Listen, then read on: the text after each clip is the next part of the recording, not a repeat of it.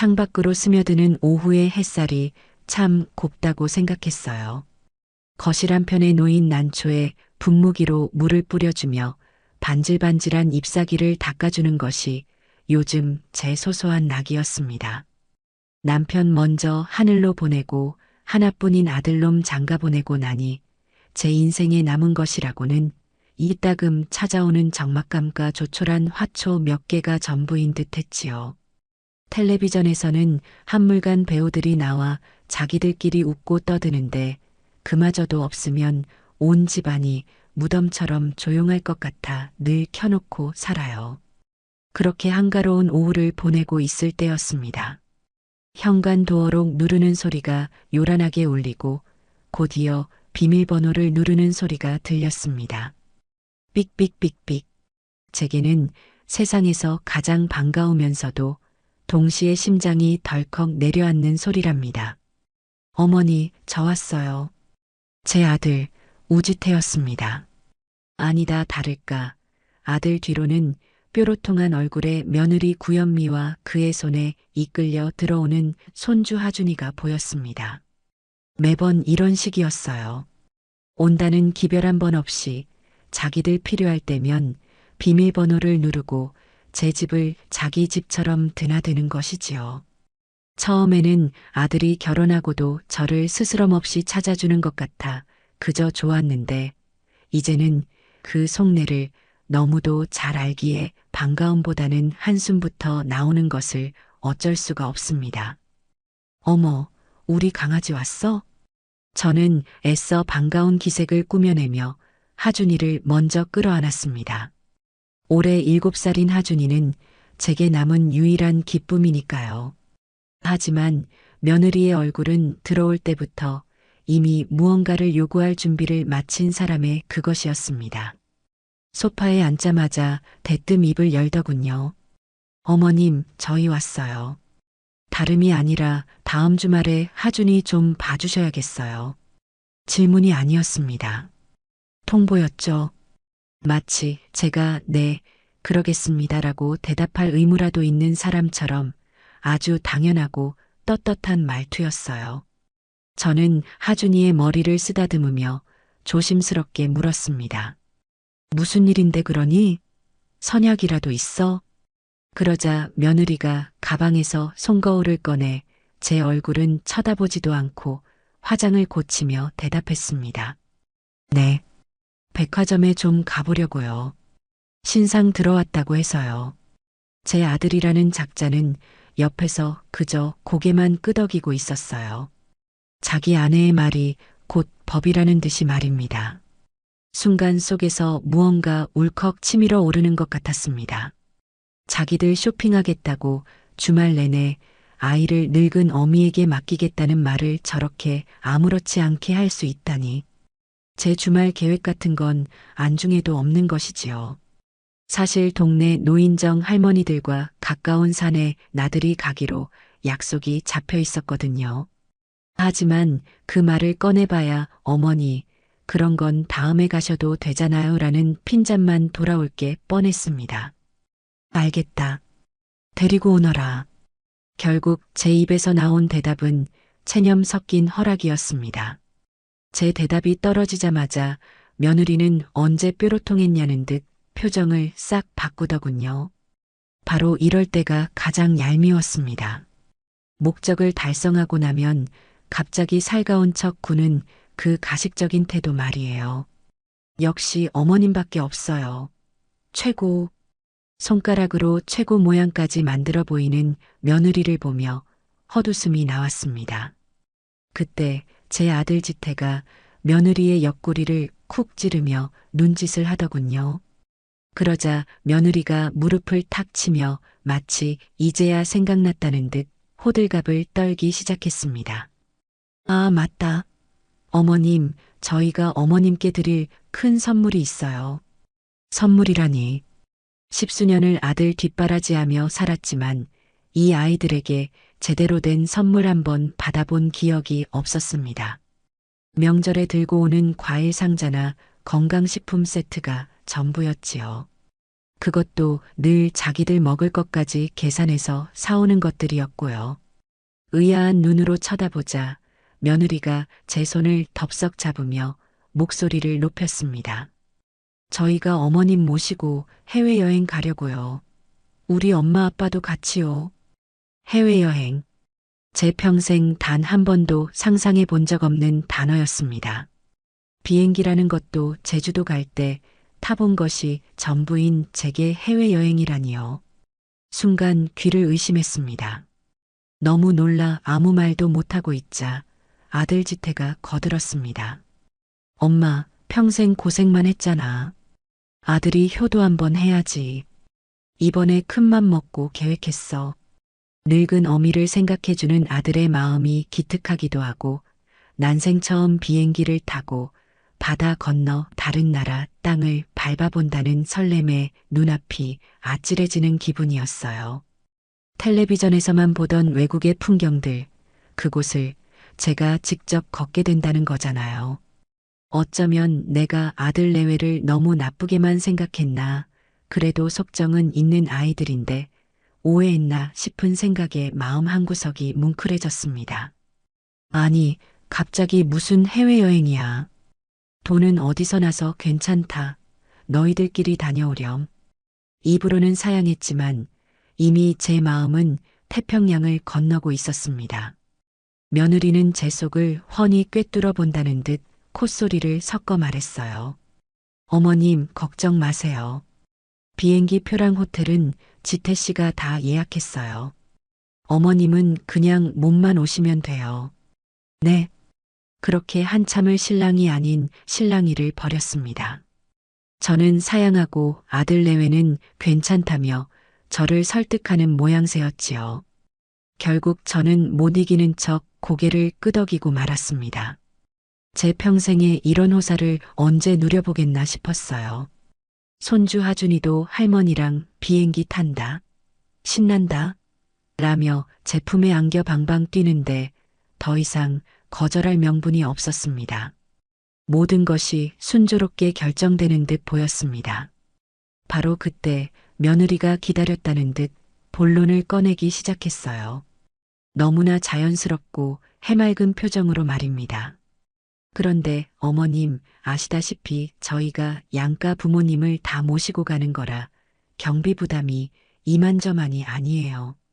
그래서 말인데, 슬그머니 말끝을 흐리는 며느리의 얼굴에서 저는 불길한 낌새를 느꼈습니다. 역시나 이어지는 말은 제 뒤통수를 세게 후려치는 내용이었어요. 항공료랑 숙박 같은 큰 돈은 저희가 다 해결할 테니까 어머님은 가셔서 쓰실 용돈만 좀 넉넉하게 준비해 오시면 될 것 같아요. 아시죠? 엄마 아빠 선물도 좀 사드려야 하고 하준이 장난감도 사줘야 하고 또 저희가 밖에 나가서 체면이 있잖아요. 순간 머릿속이 하얘졌습니다. 방금 전까지 뭉클했던 감정은 온데간데 없이 사라지고 차가운 배신감이 온몸을 휘감았습니다. 용돈이라는 이름으로 포장된 경비를 제게 떠넘기려는 속셈이었습니다. 결국 자기들 돈은 한 푼도 안 들이고 양가의 생색은 있는 대로 다 내면서 정작 여행지에서 필요한 모든 돈은 제 주머니에서 충당하겠다는 심산이었지요. 제가 평생 악착같이 모아온 제 노후를 기댈 마지막 보루 같은 그 돈을 말입니다. 기가 막혀서 아무 말도 못하고 있는데 철없는 제 아들이 쐐기를 박았습니다. 맞아, 엄마. 엄마 용돈은 엄마가 챙겨야지. 가서 남들이 보는데 우리 엄마가 돈 없어서 쩔쩔매는 모습 보이면 아들인 내 체면이 뭐가 되겠어? 이럴 때 쓰려고 돈 버는 거 아니야? 우리 기 좀 팍팍 살려줘. 응? 너의 체면. 그놈의 체면. 결국 이 모든 것은 저를 위한 효도 여행이 아니라 사돈댁의 자신들의 부와 효심을 과시하기 위한 거대한 연극 무대였던 겁니다. 그리고 저는 그 연극에 필요한 자금을 대는 후원자이자 온갖 꾸준히 일을 도맡을 조연으로 캐스팅된 것이고요. 갑자기 숨이 턱 막혔습니다. 방금 전의 설렘과 기대가 한꺼번에 역겨움으로 변해 속이 메스꺼렸습니다. 저는 조용히 자리에서 일어나 안방으로 들어갔습니다. 장롱 깊숙한 곳에 숨겨두었던 통장을 꺼내 들고 나왔지요. 제 이름 김숙정이 선명하게 찍힌 통장이었습니다. 아들 내외는 제 손에 들린 통장을 보고는 회심의 미소를 지었습니다. 자기들의 계획이 완벽하게 성공했다고 확신하는 얼굴들이었어요. 그럼 여행 날짜는 다시 알려드릴게요. 어머님, 용돈 준비 잘하고 계세요. 며느리는 목적을 달성했다는 듯 하준이 손을 끌고 현관으로 향했습니다. 아들도 엄마 그럼 갈게. 준비 잘해. 라며 가볍게 손을 흔들고는 아내의 뒤를 따랐습니다. 쾅 하고 현관문이 닫히고 집안에는 다시 정막이 찾아왔습니다. 저는 한참 동안이나 소파에 멍하니 앉아 손에 든 통장을 내려다보았습니다. 통장 잔고에 찍힌 숫자들이 흐릿한 눈물 너머로 아른거렸어요. 이것은 제가 젊은 시절 식당일부터 공장일까지 해가며 억척같이 모은 돈이었고 남편이 남겨준 얼마 안 되는 유산이었으며 제 남은 인생을 기댈 마지막 동아줄이었습니다. 그 돈을 사돈네 선물값으로 아들 내외의 체면칠에 값으로 써야 한다니요. 가슴 한구석에서부터 서늘한 바람이 불어오는 듯 했습니다. 하지만 어쩌겠습니까? 이미 가겠다고 대답해버린 것을. 여기서 안 가겠다고 하면 저는 속 좁고 의심 많은 늙은이, 자식의 효심을 몰라주는 고약한 시어머니가 될 뿐이었습니다. 아들 내외는 분명 친척들에게 전화를 돌려 제 험담을 하고 다닐 테지요. 그 모든 소란을 감당할 자신이 제게는 없었습니다. 그저 이번 한 번만, 이번 마지막 한 번만 더 속아주자고 생각했습니다. 어쩌면 정말 여행을 가면 달라질지도 모른다고, 아들이 철이 들지도 모른다고, 신락 같은 희망을 애써 붙잡아 보았습니다. 하지만 그날 밤 저는 직감하고 있었습니다. 이 여행은 제 인생을 송두리째 바꿀 것이라는 것을요. 그것이 행복한 변화가 아닌 지독한 끝을 향한 여정의 시작이라는 것을 말입니다. 저는 그렇게 제 손으로 파놓은 함정 속으로 스스로 걸어 들어갈 준비를 하고 있었습니다. 여행 당일 새벽부터 서둘러 짐을 챙기고 나섰습니다. 밤새 뒤척이느라 잠을 설친 탓에 몸은 천근만근이었지만 혹시라도 늦어 아들 내외에게 핀잔이라도 들을까 싶어 뜬 눈으로 밤을 지새웠지요.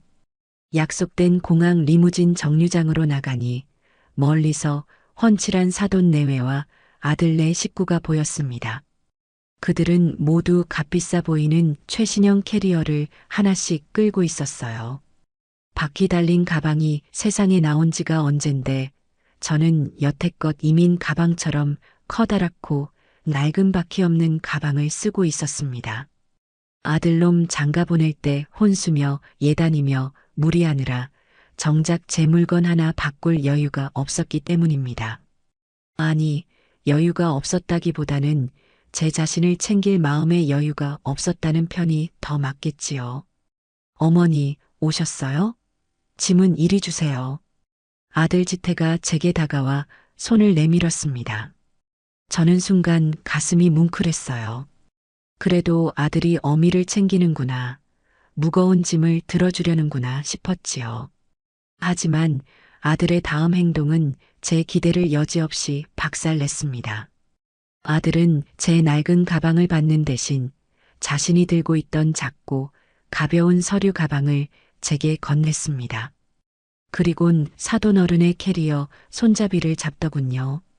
아버님, 이건 제가 끌겠습니다. 편하게 가시죠. 사돈은 인자한 미소를 지으며 허허, 사위 덕에 내가 편하구먼이라며 어깨를 툭툭 쳤습니다. 제 며느리 현미는 자기 엄마의 캐리어를 끌며 제잘거리고 있었고요. 졸지에 저와 제 낡은 가방만 덩그러니 남겨진 꼴이었습니다. 저는 어이가 없어 아들을 쳐다봤습니다. 지태야, 그럼 내 짐은? 제 말이 채 끝나기도 전에 아들이 대수롭지 않다는 듯 말했습니다. 엄마는 힘 좋으시잖아요. 그 정도는 거뜬하시죠? 얼른 오세요. 시간 없어요. 그리곤 뒤도 돌아보지 않고 사돈네와 함께 앞으로 걸어갔습니다. 힘이 좋다. 그 말이 비수처럼 가슴에 박혔습니다. 제가 평생 자식들을 위해 억척스럽게 살아온 세월을 아들은 그저 힘이 좋다는 한마디로 정의해버린 겁니다. 저는 끙 소리를 내며 무거운 가방 손잡이를 잡았습니다. 허리가 끊어질 듯 아파왔지만 누구 하나 돌아보는 이가 없었습니다. 그들의 뒷모습을 보며 공항으로 들어가는 그 짧은 거리가 제게는 마치 수십 리 길처럼 멀고 고통스럽게 느껴졌어요. 제 돈으로 가는 여행의 시작부터 저는 그렇게 짐꾼으로 전락하고 말았습니다. 공항 안은 사람들로 북적였습니다. 항공사 카운터 앞에 줄을 서서 표를 끊는데 며느리가 제 여권을 받아들고는 자기들끼리 수속을 밟더군요. 저는 그저 뒤에서 멀뚱히 서 있을 뿐이었습니다. 한참 뒤에야 며느리가 제게 와서 비행기 표 한 장을 툭 던져주듯 건넸습니다. 어머님, 이거요. 잃어버리지 마세요. 저는 제 좌석을 확인하고는 눈을 의심했습니다. 35B. 창가도 복도도 아닌 중간 좌석이었습니다. 제 옆에는 처음 보는 젊은 남녀가 앉게 되어 있었고요. 슬쩍 며느리에게 물었습니다. 예, 우리 다 같이 앉아가는 게 아니었니? 그러자 며느리가 귀찮다는 표정으로 대답했습니다. 어머님, 자리가 없었어요. 저희는 비즈니스석이라 저 앞쪽이에요. 어머님 표는 싸게 구하느라 어쩔 수 없었어요. 비즈니스석. 그 단어를 듣는 순간 또 한 번 머리를 세게 얻어맞은 기분이었습니다. 자기들과 자기 부모는 눕다시피 편하게 가는 자리를 끊고 정작 돈을 대는 저는 옴짝달싹 못하는 비좁은 이코노미석, 그것도 가장 불편한 중간 자리에 구겨져 가야 하는 것이었습니다. 이게 아들이 말한 효도 여행의 실체였어요. 그때 사부인이 다가와 제게 말했습니다. 사부인, 우리 현미랑 지태서방이 사부인 생각해서 좌석도 편한 대로 다 업그레이드 했다고 하던데 고맙네요. 저는 그 뻔뻔한 거짓말에 아무 대꾸도 할 수 없었습니다. 그저 어색하게 웃어 보이는 것밖에는요. 제 며느리는 자기가 한 거짓말이 들통날까 두려운 기색도 없이 오히려 당당하게 제 어깨를 툭 쳤습니다. 어머님도 좋으시죠? 저희가 이렇게 신경 써드리는 거. 저는 그 순간 깨달았습니다. 이 아이들은 저를 동등한 가족 구성원으로 생각하는 것이 아니라 자신들의 위신을 세우기 위한 소품 혹은 필요할 때 돈을 꺼내 쓰는 인형 정도로 여기고 있다는 것을요. 출국 수속을 밟고 면세점으로 들어서자 그들의 본색은 더욱 노골적으로 드러났습니다. 며느리는 곧장 자기 엄마의 팔짱을 끼고 명품관으로 향했습니다. 엄마, 이 가방 어때? 엄마랑 잘 어울리겠다. 내가 사줄게. 사부인은 입이 귀에 걸려서는 어머, 이걸 어떻게 받아? 비쌀 텐데라면서도 눈은 가방에서 떼지를 못하더군요. 며느리는 수백만 원짜리 가방을 아무렇지 않게 결제했습니다. 그 돈이 다 어디서 나왔겠습니까? 제가 챙겨온 용돈에서 나갔을 게 불 보듯 뻔했지요. 저는 그 모습을 멀찍이서 지켜보다가 제 아들에게 조용히 물었습니다. 지태야, 저 가방 많이 비싼 거 아니냐? 아들은 귀찮다는 듯 손을 휘휘 저었습니다. 에이, 엄마는 장모님께 이 정도는 해드려야지. 그래야 우리 현미도 좋아하고. 아들의 머릿속에는 오직 아내와 장모님 생각뿐이었습니다. 어미인 제가 어떤 심정으로 그 모습을 보고 있는지에 대해서는 티끌만큼의 관심도 없어 보였어요. 저는 화장품 가게에 들러 평소 쓰던 스킨 하나를 사려고 손에 집어들었습니다.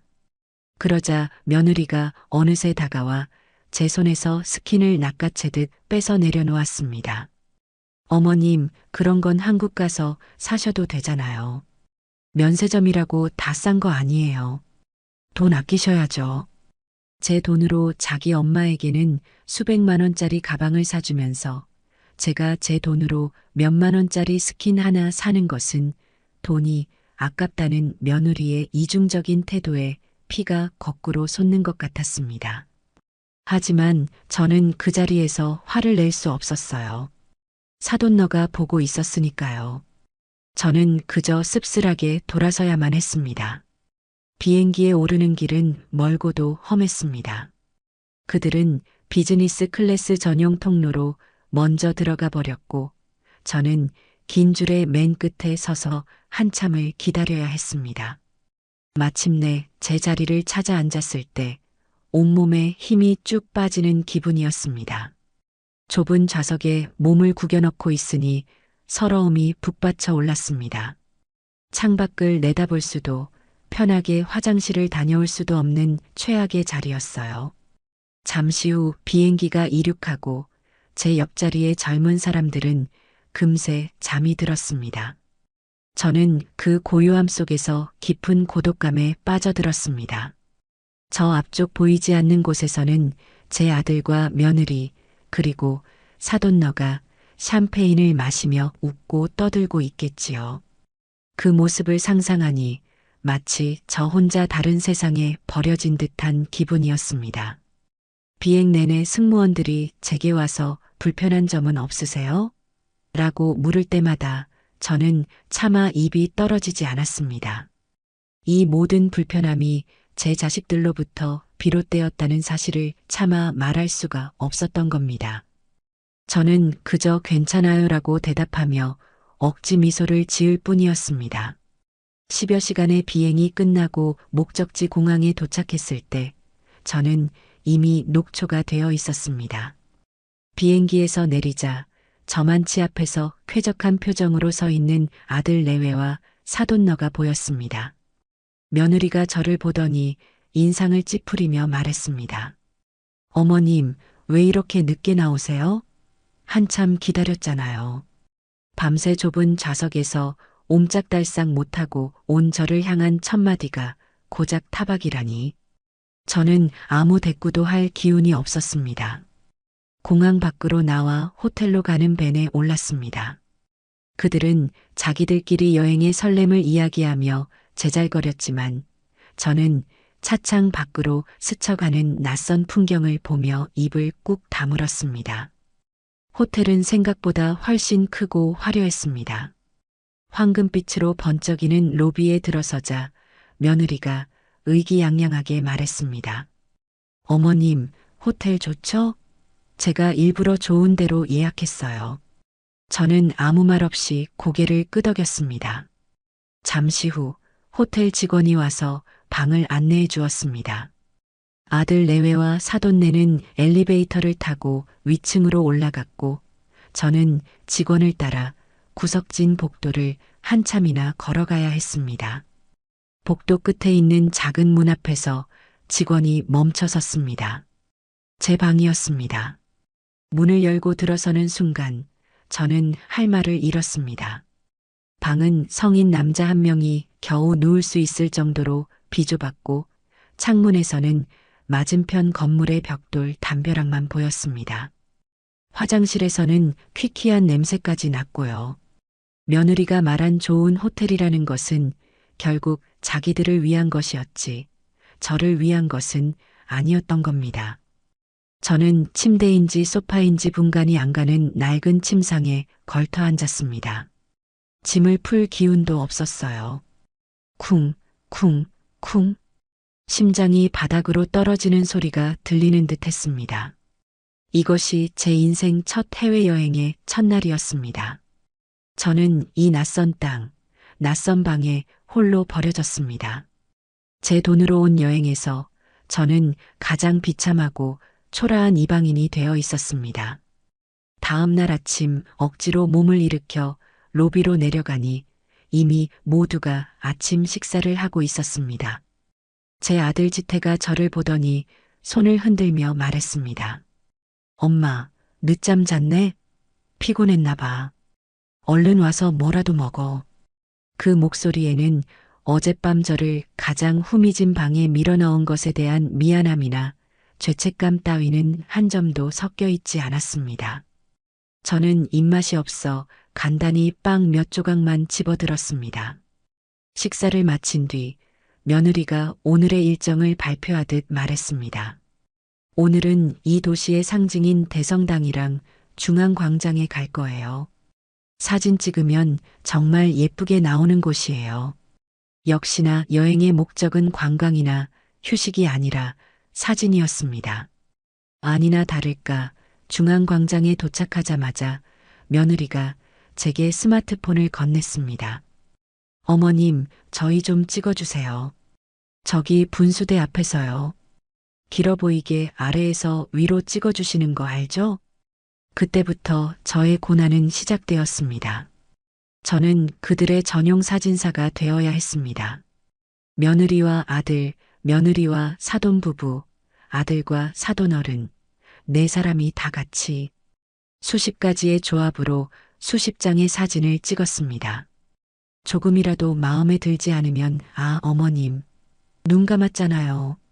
이건 구도가 이상해요. 다시요. 제 얼굴 너무 크게 나왔어요. 다시 찍어주세요. 라는 불평이 쏟아졌습니다. 땡볕 아래서 땀을 뻘뻘 흘리며 쭈그려 앉았다 일어서기를 반복하다 보니 무릎이 시큰거리고 어지러웠습니다. 한참 만에야 그들의 사진 촬영이 끝나고 제가 조심스럽게 말했습니다. 이제 나도 같이 한 장 찍자. 여기까지 왔는데 기념으로. 그러자 며느리가 노골적으로 귀찮다는 표정을 지었습니다. 정말. 알았어요. 빨리 서보세요.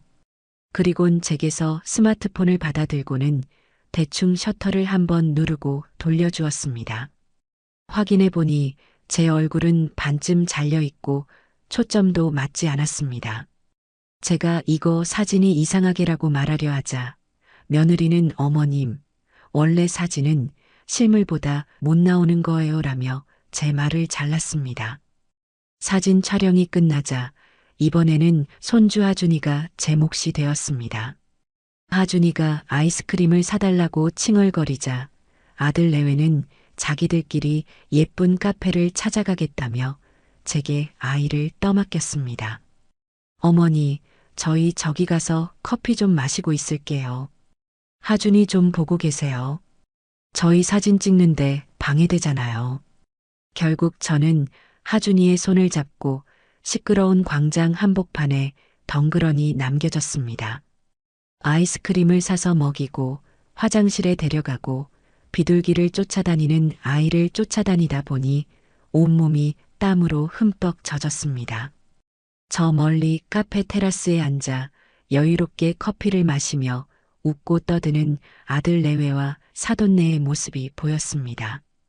그 순간 저는 관광객이 아니라 이국 땅까지 원정온 보모에 불과하다는 사실을 다시 한번 깨달아야 했습니다. 점심시간이 되어 그들이 지정한 식당으로 향했습니다.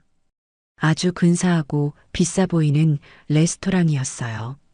메뉴판을 받아들었지만 온통 꼬부랑 글씨라 무엇 하나 읽을 수가 없었습니다. 제가 당황하고 있자 며느리가 핀잔을 주었습니다. 어머님은 그냥 저희가 시켜주는 거 드세요. 어차피 봐도 모르시잖아요. 저는 입맛이 까다로운 편이라 혹시라도 향이 강한 음식은 못 먹을까 싶어 조심스럽게 말했습니다. 나는 그냥 밥이랑 김치 같은 한식이 좋은데 근처에 없으려나? 그 말이 끝나자마자 며느리가 경멸이 섞인 웃음을 터뜨렸습니다. 어머니, 진짜 촌스럽게 왜 그러세요? 이 비싼 돈 주고 여기까지 와서 무슨 김치를 찾으세요? 그냥 조용히 계세요, 제발. 옆에 있던 아들도 거들었습니다. 엄마, 언제까지 그렇게 김치만 찾을 거야?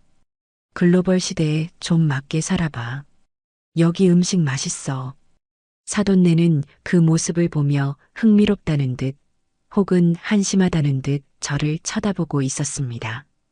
저는 얼굴이 화끈거려 아무 말도 할 수 없었습니다. 잠시 후 제 앞에 놓인 음식은 보기에도 생소하고 이상한 향이 나는 것이었습니다. 억지로 한 입 먹어보았지만 도저히 삼킬 수가 없었어요. 결국 저는 거의 굶다시피 포크만 깨작거리다 식사를 마쳐야 했습니다. 제가 음식을 거의 다 남긴 것을 보고도 아들 내외는 괜찮으냐고 묻기는커녕 입맛이 까다로워서 큰일이야라며 자기들끼리 쑥덕거릴 뿐이었습니다. 오후에는 쇼핑센터에 갔습니다. 그곳은 며느리와 사부인의 천국이었습니다. 며느리는 제게서 받은 돈으로 사부인에게 값비싼 스카프며 화장품이며 옷가지를 척척 사서 안겨주었습니다. 그럴 때마다 사부인은 아이고 우리 딸 덕분에 호강하네라며 한박웃음을 지었고 제 아들 지태는 옆에서 장모님 더 필요하신 건 없으세요? 라며 비위를 맞추기에 바빴습니다.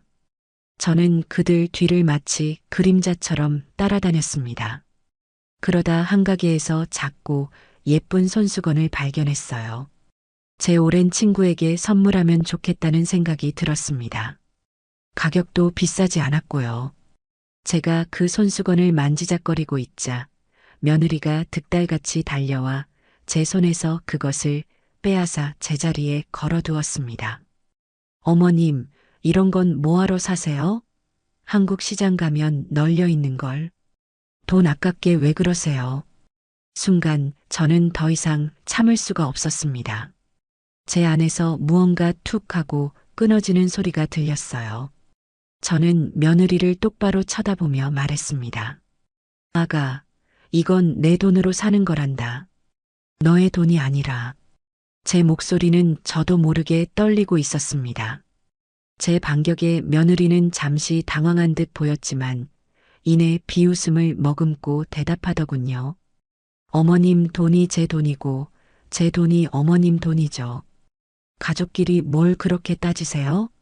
제가 다 어머님 아껴드리려고 하는 말이잖아요. 나중에 돈 없다고 후회하지 마시고요. 기가 막혔습니다. 어머님 돈이 내 돈이라니. 이토록 뻔뻔하고 염치 없는 말을 얼굴색 하나 변하지 않고 할 수 있다니요.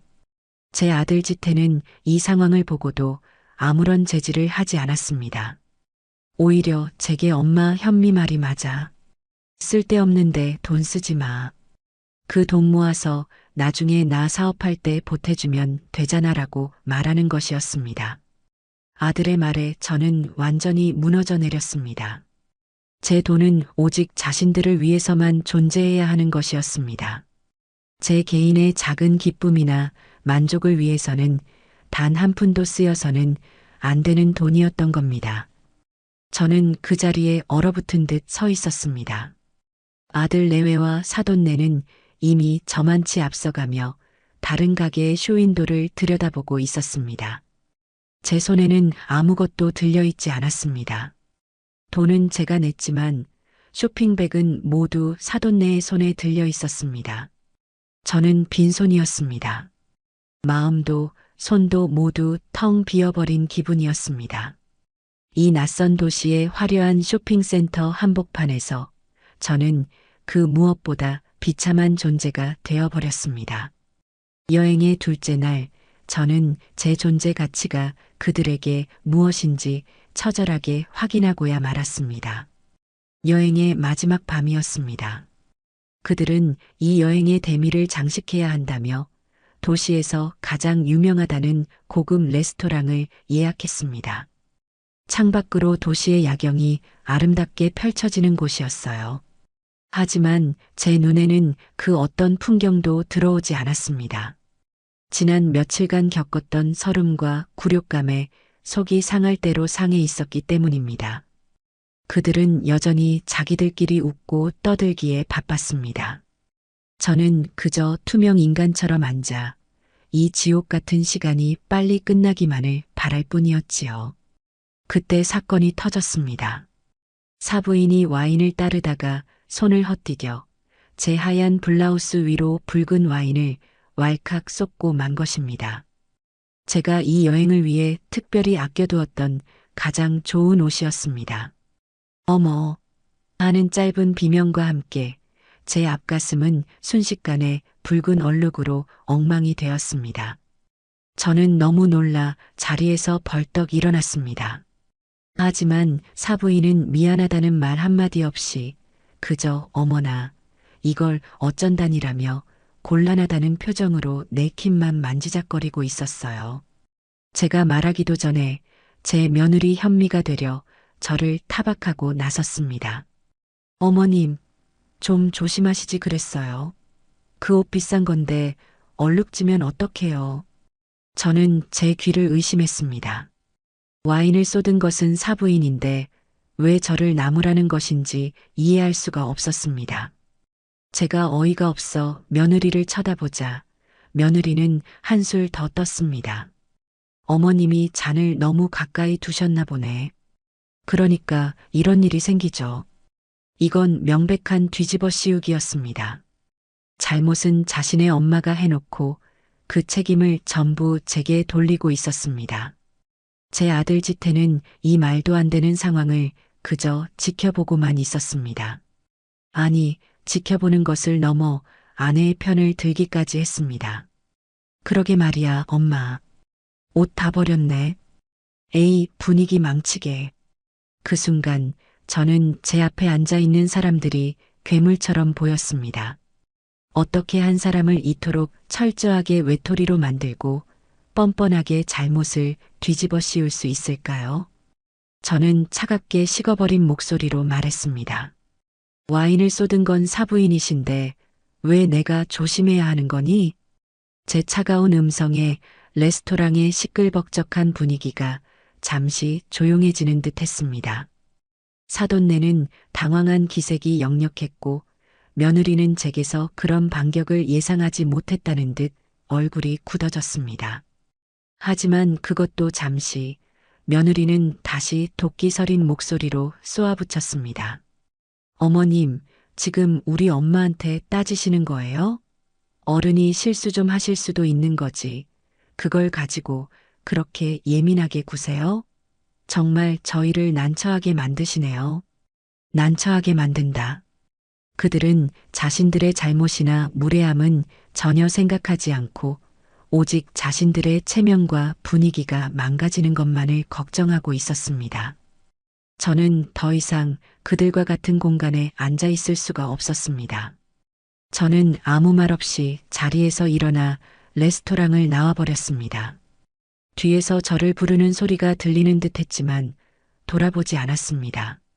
차가운 밤 공기를 맞으며 호텔로 걸어가는 내내 뜨거운 눈물이 뺨을 타고 흘러내렸습니다. 그날 밤 저는 단단히 알아눕고 말았습니다. 며칠간 쌓인 스트레스와 제대로 먹지 못한 탓에 온몸이 불덩이 같았고 머리가 깨질 듯 아팠습니다.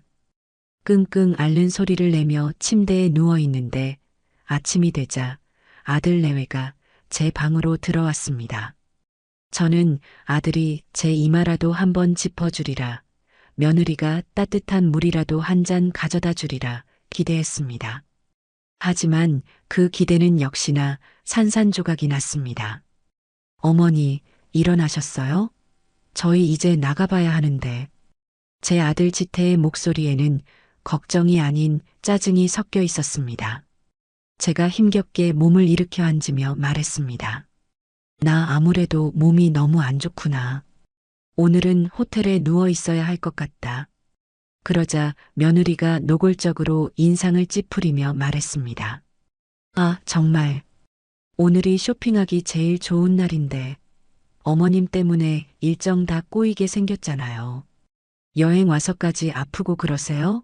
마치 제가 일부러 꾀병이라도 부린다는 듯한 말투였습니다. 아픈 어미에 대한 걱정은 눈곱만큼도 찾아볼 수 없었어요. 그들에게 저는 함께 여행 온 가족이 아니라 자신들의 계획에 차질을 주는 귀찮은 짐짝일 뿐이었습니다. 아들은 침대 옆 탁자에 약 2알을 툭 던져놓으며 말했습니다. 엄마, 이 약 먹고 푹 쉬고 있어. 우리는 나갔다 올게. 저녁 때 봐. 그리곤 그들은 정말로 저를 혼자 남겨두고 나가버렸습니다. 쾅 하고 닫히는 문소리가 제 심장을 후벼 파는 것 같았습니다. 저는 텅 빈 방에 홀로 누워 서러움에 몸을 떨어야 했습니다. 아픈 것도 서러운데 자식에게 짐짝 취급까지 당하니 살고 싶지 않다는 생각마저 들었습니다. 시간이 얼마나 흘렀을까요? 열에 들떠 잠이 들었다 깨기를 반복하다 보니 어느덧 창밖이 어둑어둑해져 있었습니다. 몸은 여전히 무거웠지만 갈증이 심해 물이라도 마시려고 비틀거리며 일어났습니다. 그런데 바로 그때였습니다. 제 방은 스위트룸 옆에 붙어 있는 커넥팅 룸의 작은 쪽 방이었는데 얇은 벽 너머로 익숙한 목소리들이 들려오기 시작했습니다. 아들 내외와 사돈네의 목소리였습니다. 그들은 바로 옆방에서 파티라도 벌이는지 웃고 떠드는 소리가 복도까지 울릴 정도였습니다. 저는 벽에 귀를 바짝 대었습니다. 그리고 저는 들어서는 안 될 하지만 들었어야만 했던 그들의 진심을 듣고야 말았습니다. 아, 정말. 어머니는 그냥 돈 내는 지갑 겸 하준이 보모로 데려온 거지, 뭐. 저렇게 아프다고 누워버리니 우리가 얼마나 피곤해. 제 며느리 구현미의 목소리였습니다. 심장이 쿵 하고 바닥으로 떨어졌습니다. 그 뒤를 이어 사부인의 웃음소리가 들렸습니다. 우리 현미가 아주 똑똑해. 시어머니 돈으로 이렇게 공짜 여행도 하고 명품 가방도 사고 아주 야무져. 저는 숨을 쉴 수가 없었습니다. 그런데 저를 가장 깊은 절망의 나락으로 떨어뜨린 것은 바로 제 아들 우지태의 목소리였습니다. 하, 현미가 원래 야무지잖아요, 장모님. 우리 엄마는 돈 모아둬서 뭐해요. 이럴 때 아들 위해서 팍팍 써야지. 안 그래요? 그 말이 들리는 순간 제 세상이 무너져 내렸습니다. 제 안에 남아있던 마지막 미련, 마지막 희망, 마지막 정이 산산이 부서져 가루가 되어 사라졌습니다. 제 아들은 저를 엄마로 생각한 것이 아니었습니다. 돈 나오는 기계, 자신과 자신의 처갓집을 위해 희생해야 할 존재, 그 이상도 이하도 아니었던 겁니다. 저는 벽에 기댄 채 그대로 주저앉았습니다. 눈물조차 나오지 않았습니다. 대신 제 안에서 무언가 차갑고 단단한 것이 생겨나는 것을 느꼈습니다. 그것은 분노도 슬픔도 아니었습니다. 그 모든 감정을 넘어선 아주 차가운 결심이었습니다. 더 이상은 당하지 않겠다. 더 이상은 속지 않겠다. 더 이상은 저들을 위해 내 인생을 낭비하지 않겠다. 옆방의 웃음소리가 멀게만 느껴졌습니다. 저는 조용히 일어났습니다. 열에 들떴던 몸이 거짓말처럼 가뿐해진 기분이었습니다. 지난 수십 년간 저를 짓눌러왔던 엄마라는 이름의 굴레, 희생이라는 이름의 족쇄가 그 순간 쨍그랑 소리를 내며 부서져 내렸습니다. 이 지옥 같은 여행이 제게는 아주 값비싼 깨달음을 준 셈입니다. 저는 조용히 제 짐을 꾸리기 시작했습니다. 여행은 아직 끝나지 않았습니다. 아니, 어쩌면 저의 진짜 여행은 지금부터 시작될 참이었습니다. 한국에 돌아가면 저들을 내 인생에서 완벽하게 지워버릴 겁니다. 그것이 이 굴욕적인 여행에 대한 제 대답이 될 것이었습니다. 다음 날 아침 저는 알람 소리보다 먼저 눈을 떴습니다. 신기하게도 어젯밤 저를 그토록 괴롭히던 열과 몸살 기운이 거짓말처럼 사라져 있었습니다. 아마도 정신이 육체를 지배한다는 말이 맞나 봅니다. 저는 욕실로 들어가 거울 앞에 섰습니다. 거울 속에는 낯선 여자가 서 있었습니다.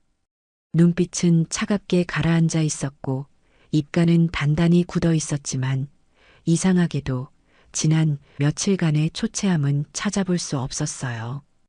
오히려 어떤 결연함마저 느껴졌습니다. 저는 그 얼굴을 보며 조용히 다짐했습니다.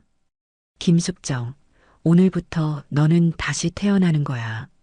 로비에 내려가니 아들 내외와 사돈너가 이미 아침 식사를 하고 있었습니다. 제가 나타나자 모두들 놀란 눈으로 저를 쳐다보더군요. 특히 며느리 현미의 얼굴에는 당혹감이 스쳐 지나갔습니다. 어젯밤 그렇게 알아누웠던 시어머니가 아무렇지 않은 얼굴로 나타났으니 혹시 자기들의 대화를 들은 것은 아닐까 하는 일말의 불안감이 스쳤을지도 모를 일입니다. 어머니, 몸은 괜찮으세요? 어제는 정말 큰일 나는 줄 알았는데 며느리가 가식적인 걱정을 담아 물었습니다. 저는 아주 옅은 미소를 지으며 대답했지요. 그래, 아주 개운하다. 역시 사람은 정신을 똑바로 차려야 몸도 건강해지나 봐. 제 말의 속뜻을 알 리 없는 그들은 그저 어리둥절한 표정을 지을 뿐이었습니다. 제 아들 지태는 제 얼굴을 잠시 살피더니 금세 흥미를 잃고 자기 앞에 소시지를 포크로 찍었습니다. 다행이네, 그럼. 오늘 마지막 날인데 구경은 해야지.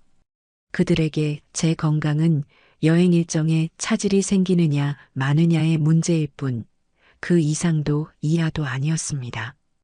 그날 하루 동안 저는 완벽한 가면을 쓰고 그들과 동행했습니다. 기념품 가게에 들러도 아름다운 건축물을 보아도 아무런 감흥을 보이지 않았습니다. 며느리가 사진을 찍어달라고 하면 군말 없이 셔터를 눌러주었고 사돈너가 말을 걸면 짧게 대답했습니다. 그들은 제 이런 변화를 드디어 포기하고 현실에 순응하는 것으로 받아들이는 듯 했습니다. 자신들의 냉대와 무시에 상처받은 늙은 시어머니가 결국 두 손 두 발 다 들었다고 생각했겠지요. 덕분에 그들은 아주 편안하고 즐겁게 여행의 마지막 날을 만끽했습니다. 저는 그런 그들을 한 발짝 뒤에서 지켜보며 마치 다큐멘터리 감독처럼 그들의 행동 하나하나, 표정 하나하나를 제 머릿속에 냉정하게 기록했습니다. 다시는 속지 않기 위해서, 그리고 다시는 이들을 제 인생에 들이지 않기 위해서 공항으로 돌아가는 길, 차창 밖으로 이국의 풍경이 빠르게 스쳐 지나갔습니다. 저는 그 풍경을 눈에 담으며 동시에 제 머릿속에서는 앞으로의 계획을 더욱 정교하게 다듬고 있었습니다. 오피스텔 계약, 은행 업무, 서류 정리, 주변인 통보, 단 한 치의 오차도 없이 모든 것을 완벽하게 처리해야 했습니다. 이것은 복수가 아니었습니다. 이것은 제 남은 인생을 지키기 위한 생존 투쟁이었습니다. 한국으로 돌아오는 비행기, 여전히 제 자리는 닭장 같은 이코노미석의 중간 자리였습니다. 하지만 더 이상 그 사실이 저를 비참하게 만들지는 못했습니다. 오히려 고마웠지요. 저 앞쪽 비즈니스석에서 들려올 그들의 가식적인 웃음소리를 듣지 않아도 된다는 사실이 다행스러웠습니다. 저는 좌석에 앉아 눈을 감았습니다. 그리고 제 마음속 법정의 문을 열었습니다. 피고석에는 제 아들 우지태와 며느리 구현미를 세웠습니다. 저는 검사가 되어 지난 수십 년간 그들이 제게 저지른 죄목을 하나씩 읊기 시작했습니다. 첫째, 어미의 희생을 당연시한 오만의 죄. 둘째, 효도를 빌미로 어미의 재산을 갈취하려 한 탐욕의 죄. 셋째, 어미의 인격을 무시하고 짐꾼과 보모로 취급한 모욕의 죄. 넷째, 아픈 어미를 버려두고 자신들의 쾌락을 좇은 유기의 죄. 그리고 마지막으로 어미를 돈지갑 취급하며 그 인격을 말살하려 한 존속살의 미수의 죄. 제 마음속 법정에서 저는 그들에게 무기징역을 선고했습니다. 제 인생이라는 감옥에서 영원히 추방시키겠다는 판결이었습니다. 길고 긴 비행 시간 동안 저는 이 판결을 수십 번이고 되새기며 제 결심을 바위처럼 단단하게 굳혔습니다. 인천공항에 도착한 순간 저는 완전히 다른 사람이 되어 있었습니다. 출국할 때의 저와 입국할 때의 저는 같은 사람이 아니었습니다. 아들 내외가 피곤한 얼굴로 제게 다가왔습니다. 엄마, 짐 이리 줘. 집까지 모셔다 드릴게요. 저는 고개를 저으며 제 낡은 가방 손잡이를 꽉 쥐었습니다. 제 짐은 이제 제가 직접 져야 했습니다. 그 누구에게도 맡길 수 없었어요. 됐다. 너희는 사돈들 잘 모셔드리고 너희 집으로 바로 가거라. 그래도 엄마, 혼자 가기 무겁잖아. 내가 아직 이 정도 짐 하나 못 끌 것 같으냐. 어서 가보거라. 제 목소리에는 그들이 거역할 수 없는 단호함이 실려 있었습니다. 제 눈빛을 본 아들은 잠시 움찔하더니 더는 고집을 부리지 못하고 아내와 함께 돌아섰습니다. 저는 그들의 뒷모습을 잠시 바라보다가 미련 없이 등을 돌렸습니다. 공항버스가 아닌 택시를 잡아탔습니다. 이제부터 제 시간과 안락함은 그 무엇과도 바꿀 수 없는 소중한 것이었으니까요.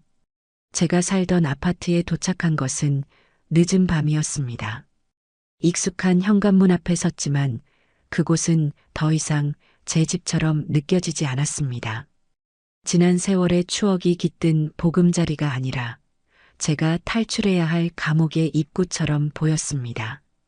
저는 문을 열고 들어가자마자 신발도 벗지 않은 채 거실 불부터 켰습니다. 그리고 곧장 안방으로 향했습니다. 장롱을 열고 그 안에 숨겨져 있던 제 인생의 모든 권리 증서를 꺼냈습니다. 아들 내 전세 계약서, 땅 문서, 통장들, 그리고 남편이 남긴 보험 증서까지 그것들을 가방 가장 깊숙한 곳에 넣고 나니 천군만마를 얻은 듯 마음이 든든했습니다. 다음으로는 제 물건들을 챙겼습니다. 옷장 가득한 옷들 중에서 제가 제 돈으로 직접 산 옷 몇 벌과 속옷만을 골라냈습니다. 아들이나 며느리가 사준 옷들은 모조리 쓰레기 봉투에 담았습니다. 그들이 준 것은 옷이 아니라 모욕이었으니까요. 화장대 위 며느리가 쓰다 남은 샘플이나 유행 지난 립스틱들을 던져준 것들도 모두 쓰레기통에 처박았습니다. 거실이며 부엌이며 제 손때가 묻지 않은 곳이 없었지만 그 어떤 것에도 미련이 남지 않았습니다. 지난 세월 저는 이 집의 주인이 아니라 그저 관리인에 불과했다는 사실을 깨달았기 때문입니다. 마지막으로 사진첩 하나를 챙겼습니다. 그 속에는 제 젊은 시절의 부모님 사진과 까까머리 여고생이었던 제 모습, 그리고 남편과 연애하던 시절의 풋풋한 사진들이 담겨 있었습니다. 아들과 며느리, 손주 하준이의 사진은 단 한 장도 가져가지 않았습니다. 이제 그들은 제 추억 속에서도 지워야 할 존재들이었습니다. 짐을 모두 챙기고 저는 현관으로 나섰습니다. 떠나기 전 마지막으로 해야 할 일이 남아 있었지요. 저는 디지털 도어록 덮개를 열고 비밀번호 변경 버튼을 눌렀습니다. 그리고 제 생년월일이나 아들의 생일 같은 의미가 담긴 숫자가 아닌 원주율의 뒷자리처럼 아무 의미 없는 숫자의 조합을 눌렀습니다. 이제 이 문은 그 어떤 추억으로도 열 수 없는 완벽한 벽이 되었습니다. 아파트를 나와 예약해둔 오피스텔에 도착했을 때 저는 완전히 탈진한 상태였습니다. 하지만 정신만은 그 어느 때보다 맑았습니다. 작지만 모든 것이 새로 갖춰진 오피스텔은 낡고 거대한 아파트보다 훨씬 더 아늑하게 느껴졌습니다. 저는 그날 밤 샤워를 하고 깨끗한 침대에 누워 정말 수십 년 만에 처음으로 완벽한 고요함 속에서 잠이 들었습니다. 다음 날 저는 새로운 인생의 첫 발을 내디딜 준비를 마쳤습니다. 은행에 가서 모든 계좌를 정리하고 아들 내외가 알지 못하는 새로운 은행에 제 모든 자산을 예치했습니다. 그리고 통신사로가 미련 없이 제 옛 번호를 없애버렸습니다. 수십 년간 저를 얽매였던 번호가 공기 중으로 사라지는 순간 저는 날아갈 듯한 자유를 느꼈습니다. 새로운 번호를 받고 주소록에 제 소중한 친구 3명의 이름만을 저장했습니다. 나숙정이야. 이제부터 이 번호로 연락 줘. 짧은 문자를 보내고 나니 비로소 제 인생의 리셋 버튼을 누른 것이 실감 났습니다. 창밖으로 보이는 도시의 풍경이 더 이상 삭막하게 느껴지지 않았습니다. 이제 저 모든 불빛 속에서 저만의 빛을 낼 차례였습니다. 저는 다가올 미래가 조금도 두렵지 않았습니다. 새로운 보금자리에서의 며칠은 꿈결처럼 평화로웠습니다. 아침 일찍 일어나 공원을 산책하고 서점에 들러 몇 시간이고 죽치고 앉아 책을 읽었습니다. 예전 같으면 이 시간에 반찬이라도 하나 더 만들어야지 혹은 아들네 집에 가서 청소라도 해줄까 하는 생각에 엉덩이를 붙이고 앉아있지 못했을 겁니다. 하지만 이제 저를 올가매던 의무감은 사라지고 없었습니다. 오롯이 저만을 위한 시간을 보낸다는 것이 이토록 달콤한 일인 줄 예순이 넘어서야 처음으로 알게 되었습니다. 그들의 첫 번째 연락 시도는 예상했던 대로 금요일 오후에 시작되었습니다. 저는 그때 막 새로 산 찻잔에 향긋한 국화차를 우려내어 마시고 있었습니다.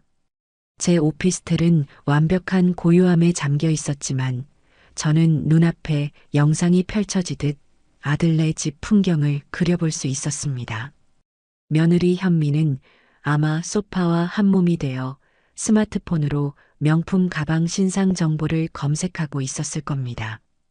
그러다 문득 주말 계획을 위해 반드시 해결해야 할 과제가 떠올랐겠지요. 바로 하준이 처리 문제였습니다. 귀찮은 표정으로 전화기를 들고 너무나도 익숙하게 제 옛 번호를 눌렀을 겁니다. 수화기를 귀에 댄 채 다른 손으로는 리모컨을 만지작거리며 건성으로 말하려 했겠지요. 어머님, 저예요. 내일 오전에 하준이 데리고 갈게요. 하지만 그녀가 들은 것은 다정한 시어머니의 목소리가 아닌 감정 없는 기계음이었을 겁니다. 지금 거신 번호는 없는 번호이오니. 현미는 분명 미간을 찌푸렸을 겁니다. 뭐야? 처음에는 통신장애나 혹은 제가 요금을 미납했다고 생각했겠지요. 아, 정말. 이 늙은이가 제때 요금도 안 내고 뭐 하는 거야? 그렇게 투덜거리며 남편인 지태에게 짜증을 냈을 겁니다. 자기야, 당신 어머니 전화가 안 돼. 없는 번호라고 나온다고. 주말에 하준이 맡겨야 하는데 어떡할 거야, 정말. 제 아들 지태 역시 심각하게 생각하지 않았을 겁니다. 그래, 이상하네. 내가 해볼게. 그리고는 똑같은 기계음을 듣고 나서야 고개를 갸웃거렸겠지요. 그들의 대화 속에서 제 아내에 대한 걱정은 단 한마디도 없었을 겁니다. 오직 자신들의 주말 계획에 차질이 생긴 것에 대한 불평과 짜증뿐이었을 테지요. 진짜 폭풍은 그 다음 그들의 돈줄이 막혔을 때 시작되었습니다. 며느리는 주말에 백화점에 가서 여행지에서 제 돈으로 샀던 가방에 어울리는 구두를 사려고 했을 겁니다. 우아하게 카드를 내밀었을 때 점원의 고객님, 죄송하지만 한도 초과가 아니라 정지된 카드입니다라는 말에 얼굴이 시뻘겋게 달아올랐겠지요. 주변의 모든 시선이 자신에게 쏠리는 듯한 수치심. 며느리는 화장실로 달려가 분노에 찬 목소리로 아들에게 소리쳤을 겁니다. 이게 어떻게 된 거야? 당신 어머니가 내 카드까지 막아버렸어. 지금 나보고 어떡하라는 거야? 우리를 아주 거지로 만들 작정이야. 그제야 아들 내외는 단순한 문제가 아님을 직감했을 겁니다. 이것은 의도된 단절이자 명백한 선전포고였습니다. 그들은 부랴부랴 하준이를 차에 태우고 제가 살던 아파트로 향했을 겁니다. 그곳에 가면 언제나처럼 현관문을 열어주고 자신들의 불평을 잠자코 들어주며 따뜻한 밥을 차려주는 엄마가 있을 것이라고 마지막까지 믿고 싶었겠지요. 그들의 당황과 분노는 굳게 닫힌 현관문 앞에서 극에 달했을 겁니다. 익숙하게 누른 비밀번호는 계속해서 오리움을 냈고 그들의 손바닥은 문을 두드리다 못해 벌개졌을 겁니다. 엄마, 안에 있는 거 다 알아. 문 열어. 이게 무슨 짓이야? 어머님, 정말 이러실 거예요? 저희한테 어떻게 이러실 수가 있어요? 저는 그 모든 장면을 상상하며 조용히 국화차를 한 모금 더 마셨습니다. 차의 향기가 제 마음을 더욱 평온하게 만들어 주었습니다. 그때 제 새로운 휴대폰이 조용히 진동했습니다. 발신자는 제 옛 아파트 바로 아랫집에 사는 동생, 순영이었습니다. 저는 혹시나 이런 일이 있을까 싶어 순영이에게만은 미리 귀띔을 해두었던 참이었습니다. 언니, 나 순영이야. 지금 언니네 집 앞에 난리가 났어. 언니 아들이 와서 문을 부술 것처럼 두드리고 소리 지르고 있어. 이웃 사람들 다 나와서 구경하고 이게 무슨 일이야, 언니?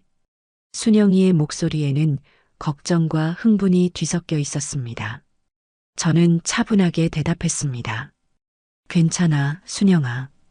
그냥 내버려둬. 그러다 지쳐서 갈 거야. 혹시라도 나에 대해 물으면 그냥 아무것도 모른다고만 해줘. 부탁할게. 전화를 끊고 저는 눈을 감았습니다. 울고 있다는 하준이의 모습이 마음에 걸렸지만 이내 고개를 저었습니다. 이 모든 소동의 원인은 제가 아니라 아이를 방패 삼아 자신들의 이기심을 채우려 한 아들 내외에게 있었습니다. 저는 더 이상 그들의 감정 싸움에 휘말리지 않을 것이었습니다.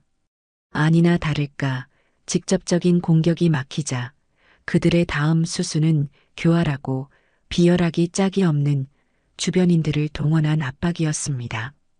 그들은 저를 사회적으로 고립시키고 제 주장을 정신 나간 늙은이의 망상으로 치부해 결국 제가 기댈 곳 없이 두 손 두 발 다 들고 자신들에게 돌아오게 만들려는 속셈이었겠지요.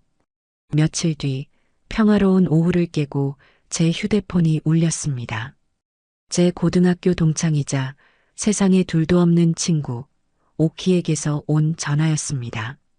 전화를 받자마자 수화기 너머에서는 평소의 쾌활함 대신 잔뜩 격앙된 오키의 목소리가 터져 나왔습니다. 숙정아, 너 지금 앉아있으면 그대로 앉아서 듣고 서 있으면 어디 좀 기대서 들어. 내가 지금 기가 막히고 코가 막혀서 혈압이 오를 지경이야. 오키의 흥분한 목소리에 저는 무슨 일인가 싶어 귀를 기울였습니다. 방금 정말 태어나서 처음으로 너희 아들 지태한테서 전화가 왔어. 웬일로 그놈 이름이 내 핸드폰에 뜨나 싶어서 받기 전부터 불길한 예감이 들더라니. 아니나 다를까 가관도 아니야. 저는 숨을 죽였습니다. 올 것이 왔구나. 놈이 드디어 마지막 발악을 시작했구나 싶었습니다. 오키는 분이 안 풀리는지 씩씩거리며 말을 이었습니다. 다짜고짜 울먹이는 목소리로 이모, 저희 엄마 좀 찾아주세요 하고 훌쩍이는데 처음에는 내가 속아 넘어갈 뻔했다니까. 그래서 내가 아주 냉정하게 나도 숙정이 연락 못 받은 지 꽤 됐다고 쏘아붙였지. 그랬더니 이놈이 뭐라고 둘러대는 줄 알아? 오키는 잠시 숨을 고르더니 치를 떨며 말했습니다. 이모, 사실 저희 엄마가 요즘 기억력이 많이 안 좋아지시고 자꾸 헛것을 보시는 것 같아요. 얼마 전에 같이 여행을 다녀왔는데 거기서 있지도 않았던 일을 가지고 저희를 자꾸 타박하시고 병원에 모시고 갔더니 의사 선생님이 치매 초기 증상일 수 있다고 저희는 정말 너무 무서워요. 혼자 길이라도 잃으시면 어떡해요. 이모가 혹시라도 연락 닿으면 저희가 이렇게 애타게 찾는다고 제발 집으로 돌아오시라고 꼭 좀 전해주세요. 세상에 이렇게 말을 하는데 연기 대상감이야. 아주. 너를 아주 완벽하게 정신 나간 노망난 늙은이로 몰아가고 있더라니까. 자기는 눈물로 엄마를 찾는 효자 코스프레를 하면서 말이야. 오키의 격앙된 목소리를 들으며 저는 쓴웃음을 지었습니다. 치매. 제 아들이라는 작자가 생각해낸 것이 고작 그것이었습니다.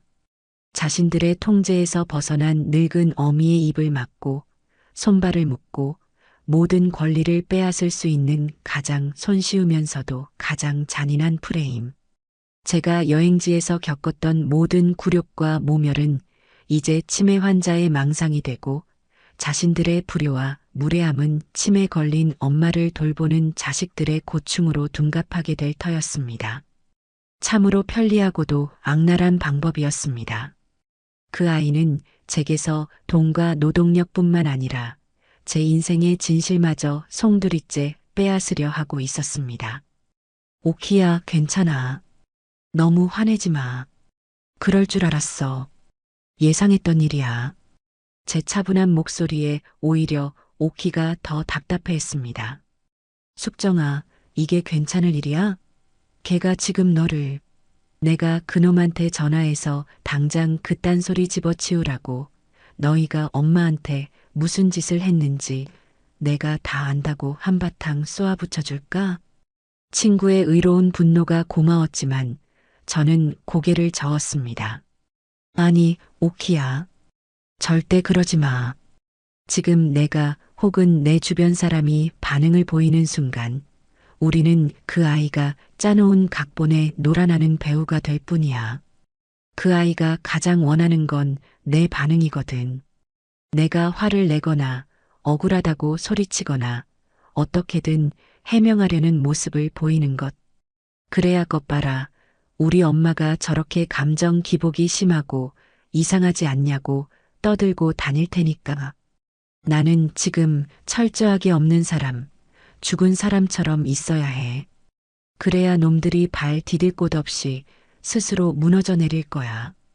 그러니 너도 그냥 아무것도 모르는 척, 아무것도 듣지 못한 척 해줘.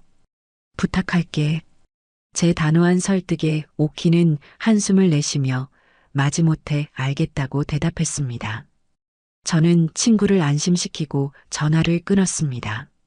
수화기를 내려놓자 방금 전까지의 차분함은 온데간데 없이 온몸에서 힘이 빠져나가는 기분이었습니다. 그들이 저를 치매 환자로 몰아가려 한다는 사실은 제 결심을 시험하는 것이 아니라 오히려 시멘트처럼 단단하게 굳혀버렸습니다.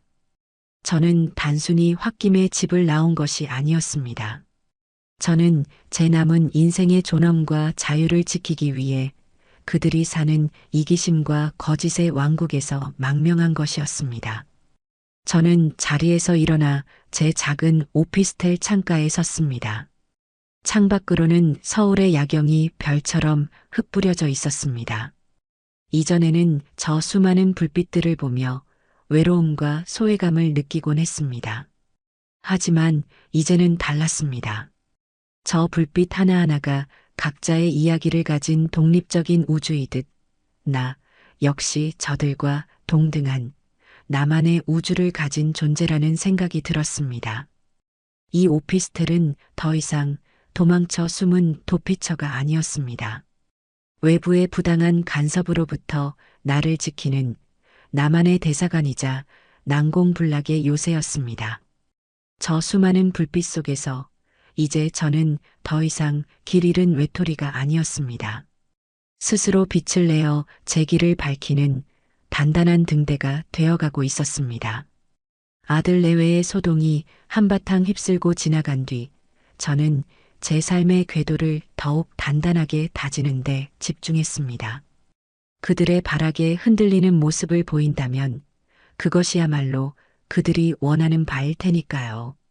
저는 제가 그들 없이도 얼마나 잘 그리고 행복하게 살 수 있는지를 스스로에게 증명해 보이고 싶었습니다. 그 첫 번째 단계는 바로 김숙정이라는 잊혔던 제 이름을 되찾는 것이었습니다. 저는 용기를 내어 수십 년간 연락이 끊겼던 고등학교 동창들에게 전화를 걸었습니다. 처음에는 다들 제 목소리를 기억하지 못했지만 나 3학년 5반 김숙정이야라고 말하는 순간 수화기 너머에서는 약속이라도 한 듯 반가운 탄성이 터져 나왔습니다. 우리는 당장 만나자며 약속을 잡았고 며칠 뒤 명동의 한 찻집은 순식간에 40년 전의 여고 교실로 변해버렸습니다. 세상에 숙정이, 너 얼굴은 그대로인데 마음고생이 심했구나. 눈빛에 그늘이 졌어. 그러게 말이야. 지태 엄마 하준이 할머니로만 살았지. 김숙정으로 살아본 게 언젠지 기억도 안 난다.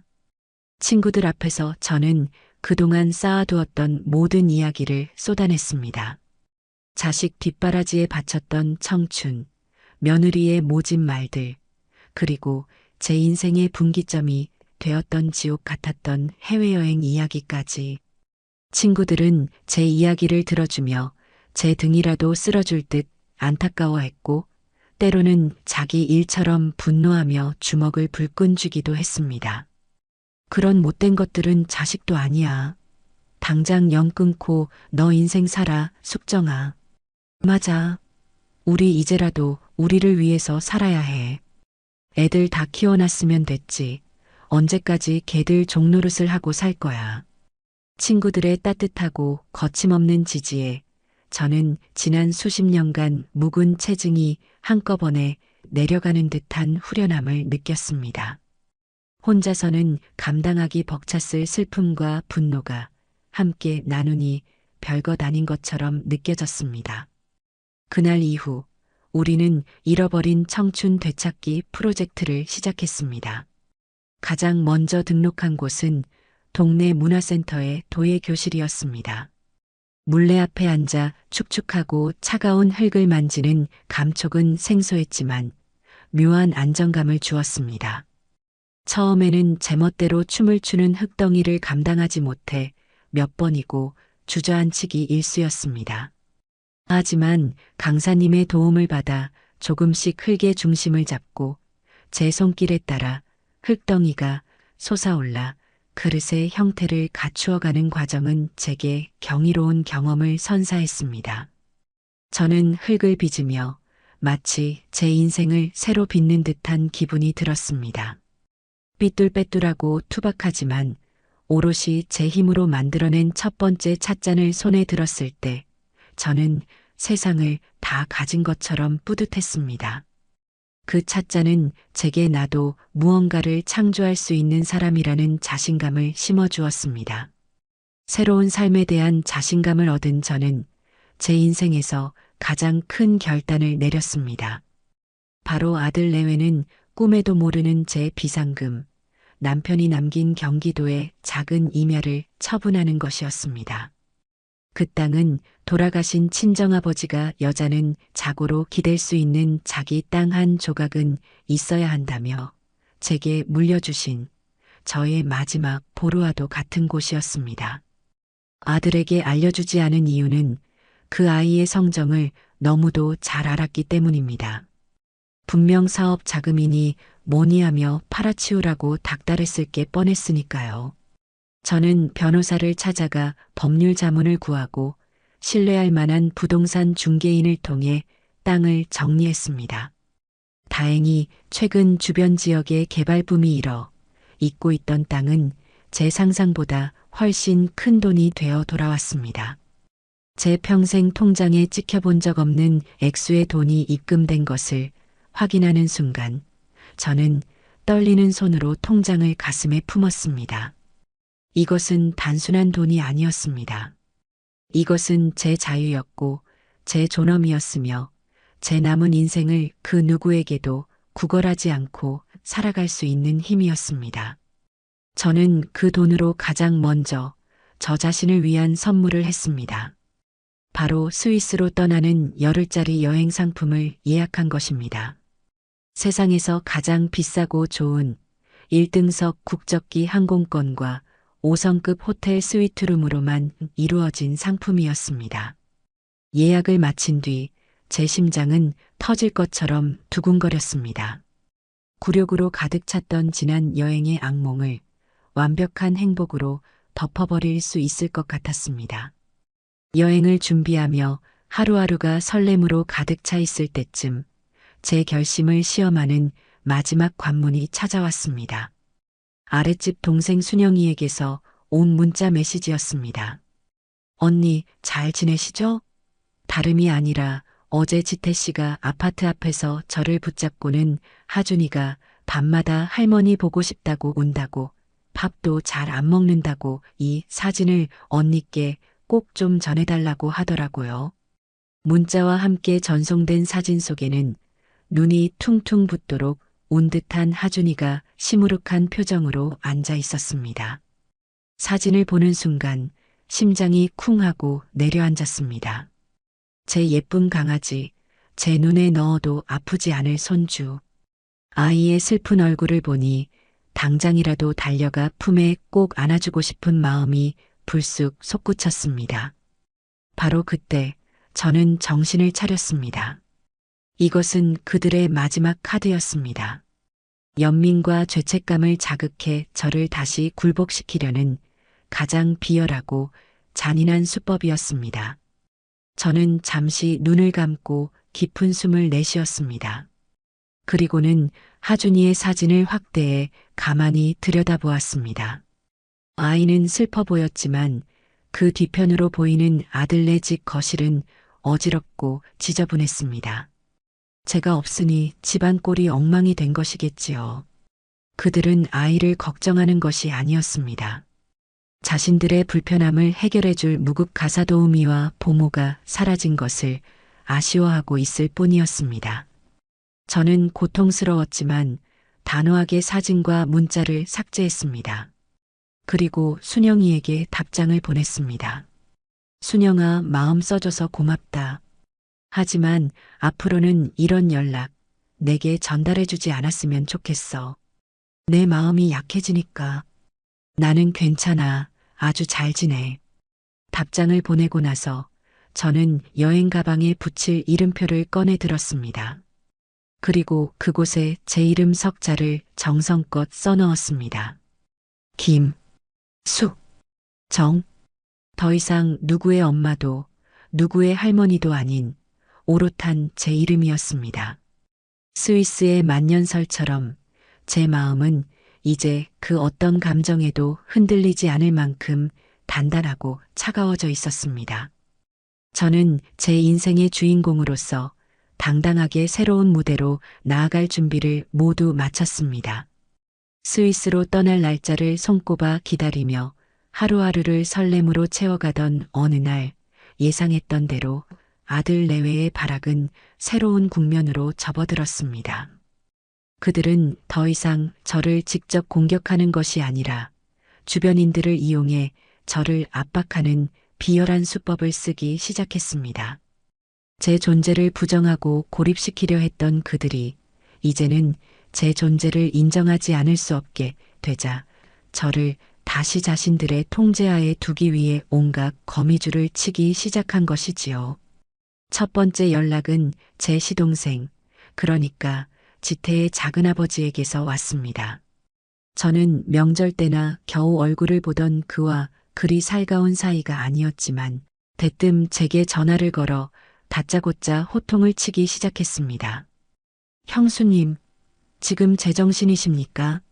애비 없는 자식이라고 지태를 얼마나 오냐오냐 키우셨으면 걔가 지금 형수님 하나 찾겠다고 생업도 전폐하고 길거리를 헤매고 다니는 걸 아세요? 며느리가 뭘 얼마나 잘못했다고 말 한마디 없이 집을 나가서 온 집안을 풍비박산으로 만드시는 겁니까?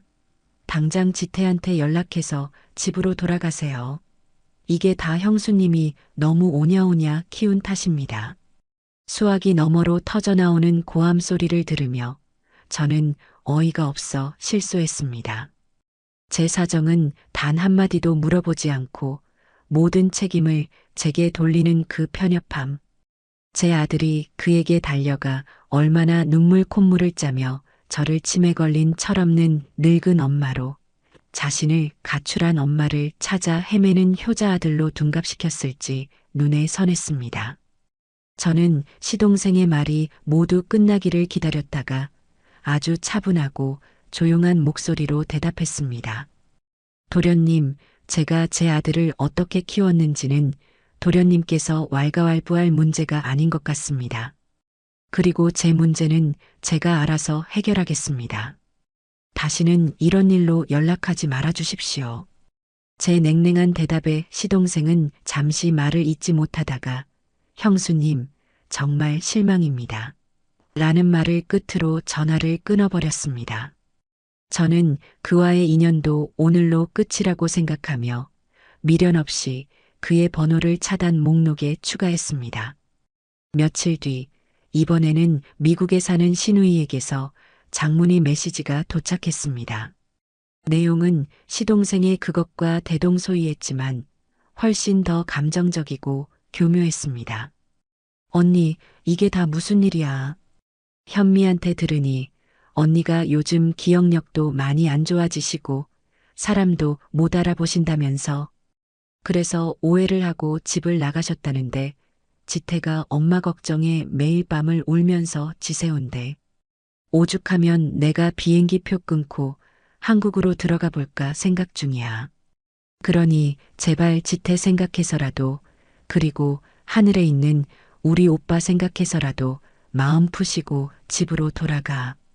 응? 저는 그 메시지를 읽으며 헛웃음을 터뜨렸습니다. 그들은 이제 저를 치매 환자로 만드는 것도 모자라 죽은 남편까지 팔아가며 저를 압박하고 있었습니다. 저는 그 어떤 대꾸도 하지 않았습니다. 그들의 각본에 대사를 얹어주는 어리석은 짓을 할 필요는 없었으니까요.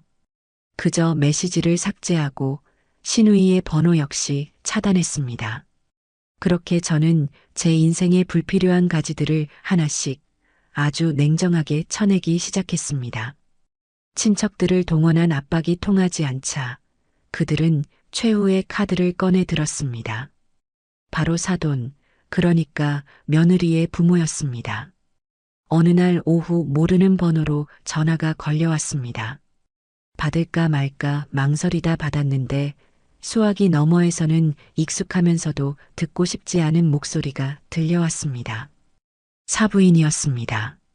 아이고 사부인. 통화가 돼서 정말 다행이네요.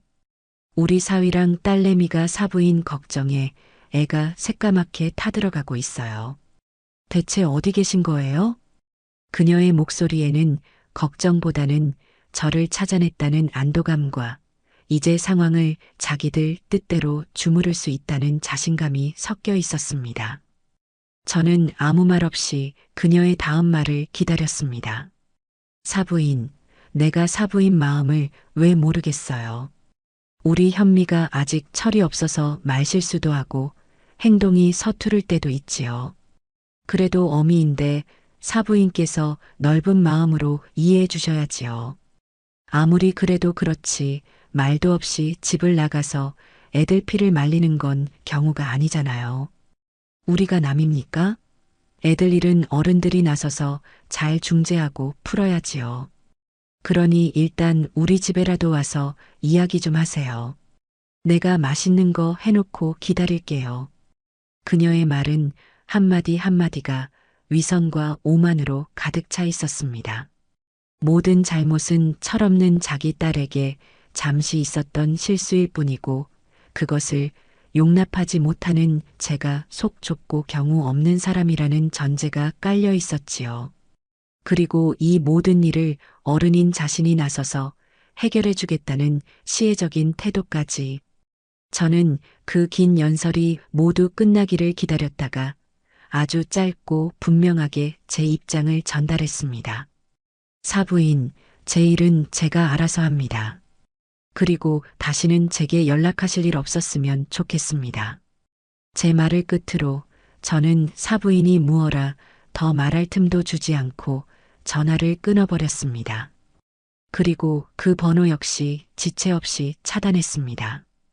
아마 수화기 저편에서 사부인은 태어나서 처음 당해보는 무례함에 얼굴이 새빨개져서 씩씩거리고 있겠지요. 통쾌하다는 생각보다는 이제야 비로소 모든 것이 제자리를 찾아간다는 안도감이 들었습니다.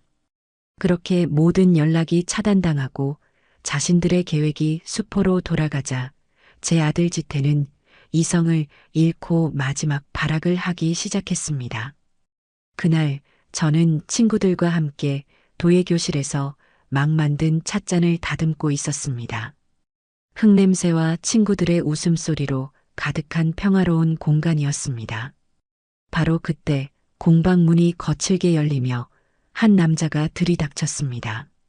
며칠간 잠도 제대로 못 자고 술에 절어 지냈는지 퀭한 눈의 수염은 거뭇거뭇하고 옷은 구겨질 대로 구겨진 모습의 제 아들 우지태였습니다. 그는 저를 찾아내기 위해 제 친구 오키의 뒤를 밟았던 모양입니다. 엄마. 아들은 저를 발견하자마자 핏발선 눈으로 달려왔습니다. 그리곤 제 팔목을 거칠게 잡아챘습니다. 여기서 지금 뭐 하는 거야? 이런 쓸데없는 짓 할 시간이 있어? 당장 나랑 집에 가. 그의 소나기 힘이 어찌나 센지 팔목이 부서질 듯 아파왔습니다. 공방에 있던 모든 사람들의 시선이 제게로 쏠렸습니다. 제 친구 오키와 영자가 놀라 달려와 아들의 팔을 붙잡고 늘어졌습니다. 이게 무슨 짓이야? 자네, 어머니한테 손 떼지 못해. 정신 차려. 여기가 어디라고 와서 행패야. 하지만 아들은 눈에 뵈는 것이 없는 듯 했습니다. 그는 친구들을 뿌리치고 제게 악을 썼습니다. 다들 비켜. 우리 집안일에 상관하지 말라고. 엄마, 마지막으로 말할게. 순순히 나랑 같이 가. 아빠가 하늘에서 보고 계셔. 아빠 얼굴에 먹칠할 거야. 죽은 남편까지 들먹이는 아들의 모습에 제 안의 마지막 인내심마저 바닥나고 말았습니다. 저는 팔을 뿌리치려 안간힘을 썼지만 아들의 힘을 당해낼 수는 없었습니다. 바로 그 순간이었습니다. 저는 제 안에 잠재되어 있던 저 자신도 몰랐던 힘을 끌어모아 그의 뺨을 향해 제 손바닥을 날렸습니다. 짝! 하는 날카로운 파열음이 공방 전체에 울려 퍼졌습니다. 제 손바닥이 아들의 뺨에 닿는 순간 세상의 모든 소리가 멎는 듯 했습니다. 아들은 너무나 큰 충격에 맞은 곳을 감싸주지도 못한 채 멍하니 저를 바라보았습니다. 그의 눈에는 놀라움과 당혹감, 그리고 태어나서 처음으로 어미에게 맞아보았다는 굴욕감이 뒤섞여 있었습니다. 공방 안의 모든 사람들도 숨을 죽인 채 이 기막힌 상황을 지켜보고 있었지요. 제 손바닥은 불이 붙은 듯 화끈거렸지만 이상하게도 마음은 얼음장처럼 차가웠습니다. 아들은 잠시 후 정신을 차리고는 이전보다 더 큰 목소리로 제게 악을 썼습니다. 분노와 수치심에 얼굴이 시뻘겋게 달아올라 있었어요. 엄마, 지금 나쳤어? 어떻게 아들인 나를 이 많은 사람들 앞에서 때릴 수가 있어? 엄마 정말 왜 이래? 내가 뭘 그렇게 잘못했는데? 그의 절규에 가까운 외침을 들으며 저는 오히려 차분해졌습니다. 그리고 결심했습니다. 이 기회에 이 모든 소동의 원인이 무엇인지, 제가 왜 이렇게까지 할 수밖에 없었는지를 여기 있는 모든 사람들이 들을 수 있도록 똑똑히 알려주어야겠다고. 저는 아들의 눈을 똑바로 마주보며 크지만 떨림 없는 목소리로 입을 열었습니다. 너가 뭘 잘못했냐고? 그걸 정말 몰라서 묻는 거니, 지태야? 제 목소리는 공방 전체에 선명하게 울려 퍼졌습니다. 저는 한 걸음 앞으로 다가가며 말을 이었습니다. 이 어미의 평생 소원이었던 해외여행 보내준다며 데려가서는 공항에서부터 이 어미를 짐꾼 취급한 건 벌써 잊었느냐? 너의 장인 장모님 짐은 너가 직접 챙겨 끌면서 이 늙은 어미의 무거운 가방은 힘 좋다는 핑계로 나 몰라라 한 건 기억이 안 나? 아들의 얼굴이 순간 굳어지는 것이 보였습니다. 저는 멈추지 않았습니다. 수백만 원짜리 명품 가방은 네 장모님한테 척척 사주면서 이 어미가 몇만 원짜리 스킨 하나 사려는 건 돈 아깝다며 가로챈 건 누구였지? 너희는 비즈니스석에 누워서 가고 이 어미는 닭장 같은 이코노미석 중간 자리에 구겨져서 밤새 뜬 눈으로 날아온 건 너에게는 아무것도 아닌 일이었니? 주변에서 수군거리는 소리가 들려왔습니다. 제 친구들은 주먹을 불끈 쥔 채 저를 지켜보고 있었고 다른 수강생들은 경악과 동정이 뒤섞인 눈으로 아들을 쳐다보고 있었습니다. 여행 내내 나를 사진사로 지 아들 보모로 부려먹고 입에 맞지 않는 음식 억지로 먹다 체한 어미를 촌스럽다며 타박한 건 나들이었어. 심지어 내가 아파서 알아누웠을 때 너희는 걱정은커녕 일정 망친다며 나를 짐짝 취급하고 약 2알 던져주고는 너희끼리 놀러 나갔지. 그것도 벌써 잊었니, 우지태? 제 입에서 아들의 이름이 불리는 순간 아들의 어깨가 움찔하는 것이 느껴졌습니다. 저는 마지막 일격을 가했습니다. 내가 왜 이러는지 정말 궁금해. 그날 밤 내가 아파서 누워있던 호텔 방벽 너머로 너희가 한 말을 내가 똑똑히 들었기 때문이다. 어머니는 돈 내는 지갑 겸 보모로 데려온 것뿐이라는 내 아내의 말, 그리고 거기에 동조하며 우리 엄마는 돈 모아 뭐해. 아들 위해 써야지라며 웃던 너 목소리. 그 목소리가 아직도 내 귓가에 생생하다. 이제 알겠니? 내가 왜 이러는지. 제 말이 끝나자 공방 안은 완벽한 침묵에 휩싸였습니다.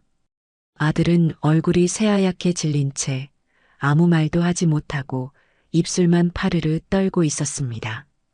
주변 사람들의 경멸 어린 시선이 비수처럼 그에게 꽂혔습니다. 그는 더 이상 그 자리에 서 있을 수 없다는 듯 비틀거리며 뒷걸음질 치다가 결국 도망치듯 공방을 빠져나갔습니다. 아들이 사라지고 나서야 저는 온몸에 힘이 풀리며 주저앉을 뻔했습니다.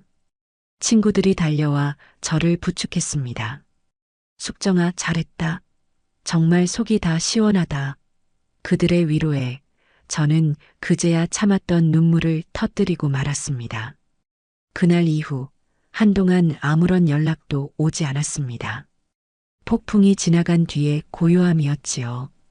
저는 그 시간 동안 변호사와 만나 앞으로의 일을 차근차근 준비했습니다. 그리고 며칠 뒤 변호사를 통해 아들 내외에게 마지막으로 재산 문제를 정리할 이야기가 있으니 정해진 날짜와 장소로 나오라는 내용 증명을 보냈습니다. 약속 당일 저는 변호사 사무실에 먼저 도착해 아들 내외를 기다렸습니다. 잠시 후 문이 열리고 2사람이 들어왔습니다. 며칠 못 본 사이에 둘 다 얼굴이 반쪽이 되어 있었지만 그들의 눈에는 여전히 탐욕의 불꽃이 꺼지지 않고 있었습니다. 아마도 제가 그간의 소동에 지쳐 결국 땅 판 돈의 일부라도 떼어주려 한다고 생각했겠지요. 며느리는 애써 슬픈 표정을 지어 보이며 입을 열었습니다. 어머님, 그동안 저희가 정말 잘못했어요. 어머님 마음 아프게 해드린 거 다 저희가 어리석어서 그랬어요. 용서해 주세요. 저는 아무 대꾸도 하지 않았습니다. 제 옆에 앉아있던 변호사가 2사람 앞에 두툼한 서류철 하나를 내밀었습니다. 아들과 며느리는 그것이 유산 상속 증서나 재산 증여 계약서쯤 될 것이라 기대하는 눈치였습니다. 2사람은 서류의 첫 장을 넘겼습니다. 그리고 그들의 얼굴은 순식간에 경악과 불신으로 물들었습니다. 서류의 제목은 그들의 기대를 무참히 박살내는 것이었습니다. 부당이득 반환 청구 내역서. 변호사가 서류의 내용을 차분하게 설명하기 시작했습니다. 본 서류는 의뢰인 김숙정님께서 지난 15년간 아들 우지태, 며느리 구현미 씨에게 증여 혹은 대여한 금전적 내역과 무상으로 제공한 노동력에 대한 가치를 산정하여 반환을 청구하는 내역서입니다. 며느리가 믿을 수 없다는 듯 소리쳤습니다. 이게 무슨 말이에요? 부모가 자식한테 해준 걸 가지고 돈을 내놓으라니 이런 법이 어디 있어요? 변호사는 안경을 고쳤으며 냉정하게 대답했습니다. 물론 사회 통념상 부모의 자식에 대한 지원은 증여로 보는 경우가 많습니다. 하지만 그 지원이 일방적인 희생을 강요하고 부양의 의무를 저버린 자식에게 지속적으로 이루어졌을 경우 이는 부당이득에 해당할 수 있다는 판례가 있습니다. 특히 의뢰인께서는 명백한 반환 요구의 의사를 밝히셨고요. 변호사는 서류를 한 장씩 넘기며 내역을 읊었습니다. 아들의 대학 등록금 및 유학자금, 결혼 당시 지원한 아파트 전세, 보증금 수억 원, 자동차 구매 비용, 수시로 보태주었던 생활비 내역, 그리고 지난 7년간 무상으로 제공한 손주 양육 노동을 최저 시급으로 계산한 금액까지 모든 항목이 날짜와 금액, 그리고 증빙 자료와 함께 빼곡하게 정리되어 있었습니다. 총액은 그들이 상상조차 할 수 없는 수억 원에 달하는 금액이었습니다. 아들과 며느리의 얼굴은 새하얗게 질리다 못해 잿빛이 되어 있었습니다. 그들은 아무 말도 하지 못하고 서류만 멍하니 내려다볼 뿐이었습니다.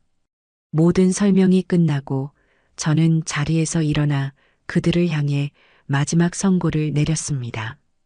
제 목소리는 그 어느 때보다 차분하고 단호했습니다. 선택은 두 가지다.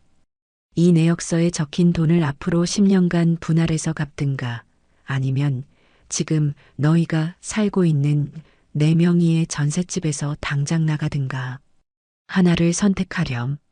물론 어떤 선택을 하든 오늘부터 너희는 내 자식이 아니고 나 역시 너희의 어미가 아니다. 우리는 이제 완벽한 타인이야. 저는 제 할 말을 모두 마치고 변호사에게 고개를 숙여 인사한 뒤 사무실을 나섰습니다. 등 뒤에서 며느리의 절규인지 비명인지 모를 소리가 들려오는 듯 했지만 저는 단 한 번도 뒤돌아보지 않았습니다. 사무실을 나서자 회색빛 도시의 하늘이 이상하게도 아주 맑고 투명하게 보였습니다. 제 인생을 짓누르던 마지막 짐을 마침내 내려놓은 순간이었습니다. 변호사 사무실에서의 마지막 만남 이후 제 삶에는 완벽한 평화가 찾아왔습니다. 저는 더 이상 아들 내외의 소식에 귀를 기울이지 않았습니다. 그들이 제 제안에 어떤 선택을 했는지, 그 후 어떻게 살아가고 있는지 궁금하지도 않았습니다.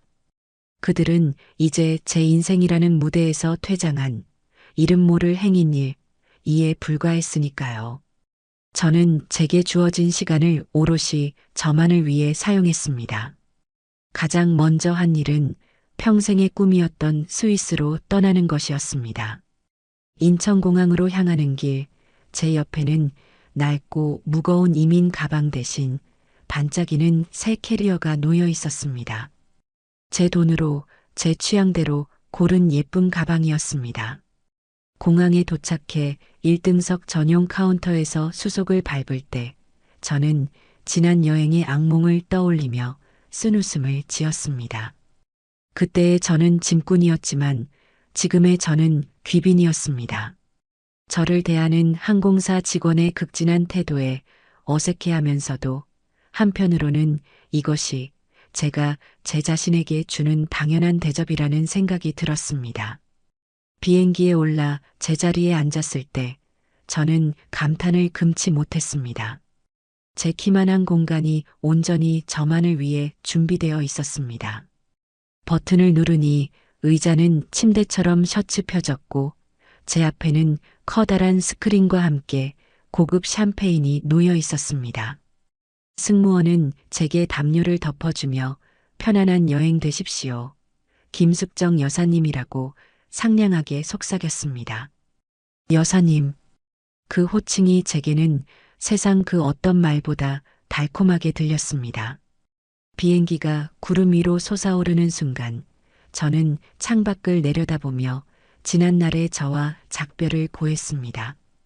자식의 성공에 제 인생을 걸었던 어리석은 엄마 며느리의 눈치를 보며 전전긍긍했던 초라한 시어머니, 손주의 재롱에 모든 서름을 잊으려 했던 가여운 할머니, 그 모든 김숙정은 이제 저 구름 아래에 두고 떠나는 것이었습니다.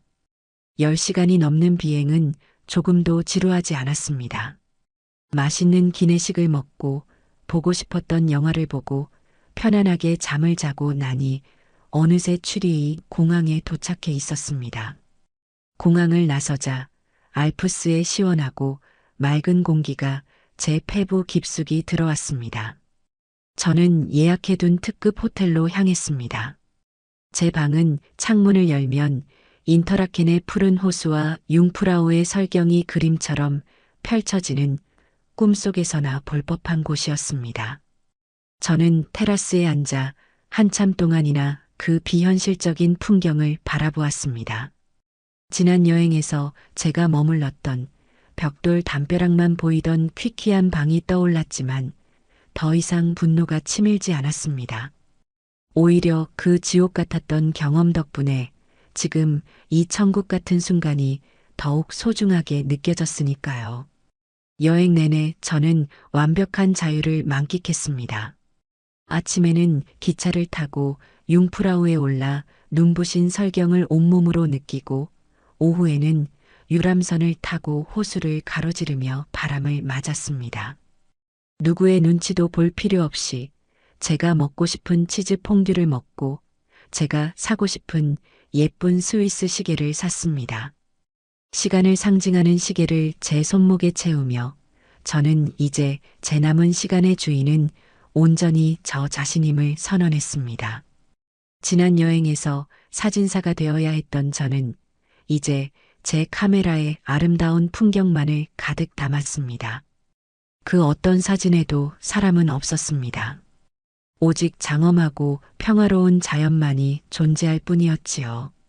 여행의 마지막 날, 저는 루체른의 카펠교가 보이는 카페에 앉아 엽서를 썼습니다. 수신인은 제 친구 오키와 영자, 그리고 순영이었습니다. 엽서에는 이렇게 적었습니다. 사랑하는 내 친구들아, 나는 지금 내 인생에서 가장 행복한 시간을 보내고 있단다. 너희가 없었다면 이 행복을 찾지 못했을 거야. 고맙다. 돌아가서 만나자. 열흘간의 꿈 같은 여행을 마치고 한국으로 돌아왔을 때 저는 더 이상 서울의 번잡한 오피스텔로 돌아가지 않았습니다. 저는 땅을 판 돈의 일부로 경기도 양평의 강이 보이는 곳에 작은 전원주택을 마련해 두었던 것입니다. 손수 텃밭을 가꾸고 예쁜 꽃들을 심으며 소일하는 삶. 제가 평생 꿈꿔왔지만 자식들 뒷바라지에 치여 감히 엄두도 내지 못했던 삶이었습니다. 어느덧 서늘한 바람이 불어와 텃밭의 고추 잠자리들이 제 할 일을 마쳐갈 무렵이 햇살이 유난히 따스하고 눈부신 가을날 오후였습니다. 저는 그동안 정성껏 가꾸어온 제 작은 집으로 소중한 친구들을 초대했습니다. 오키와 영자, 그리고 순영이.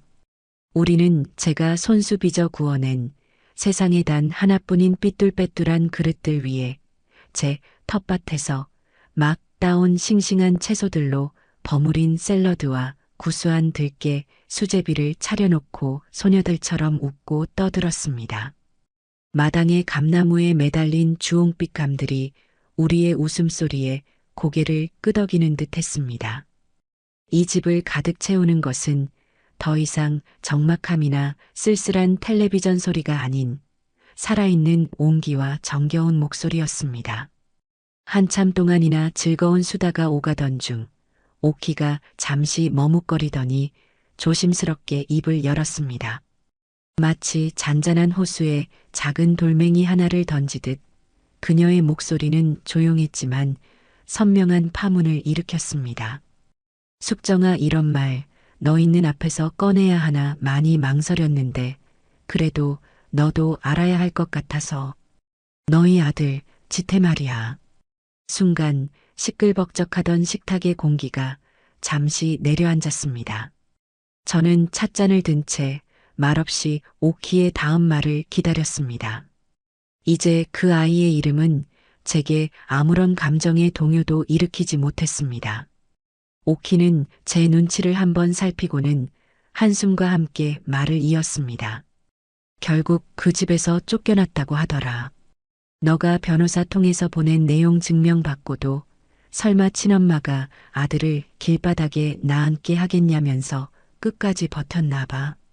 그러다 결국 법원에서 강제 집행 딱지가 대문짝만하게 붙고 집행관들이 들이닥치니까 온 동네 사람들이 보는 앞에서 개 짖고 싸우고 난리를 치다가 밤중에 부랴부랴 이삿짐 차 불러서 나갔다고 하더라. 영자가 옆에서 어휴 꼴 좋다 라며 혀를 찼습니다. 오키는 말을 계속했습니다.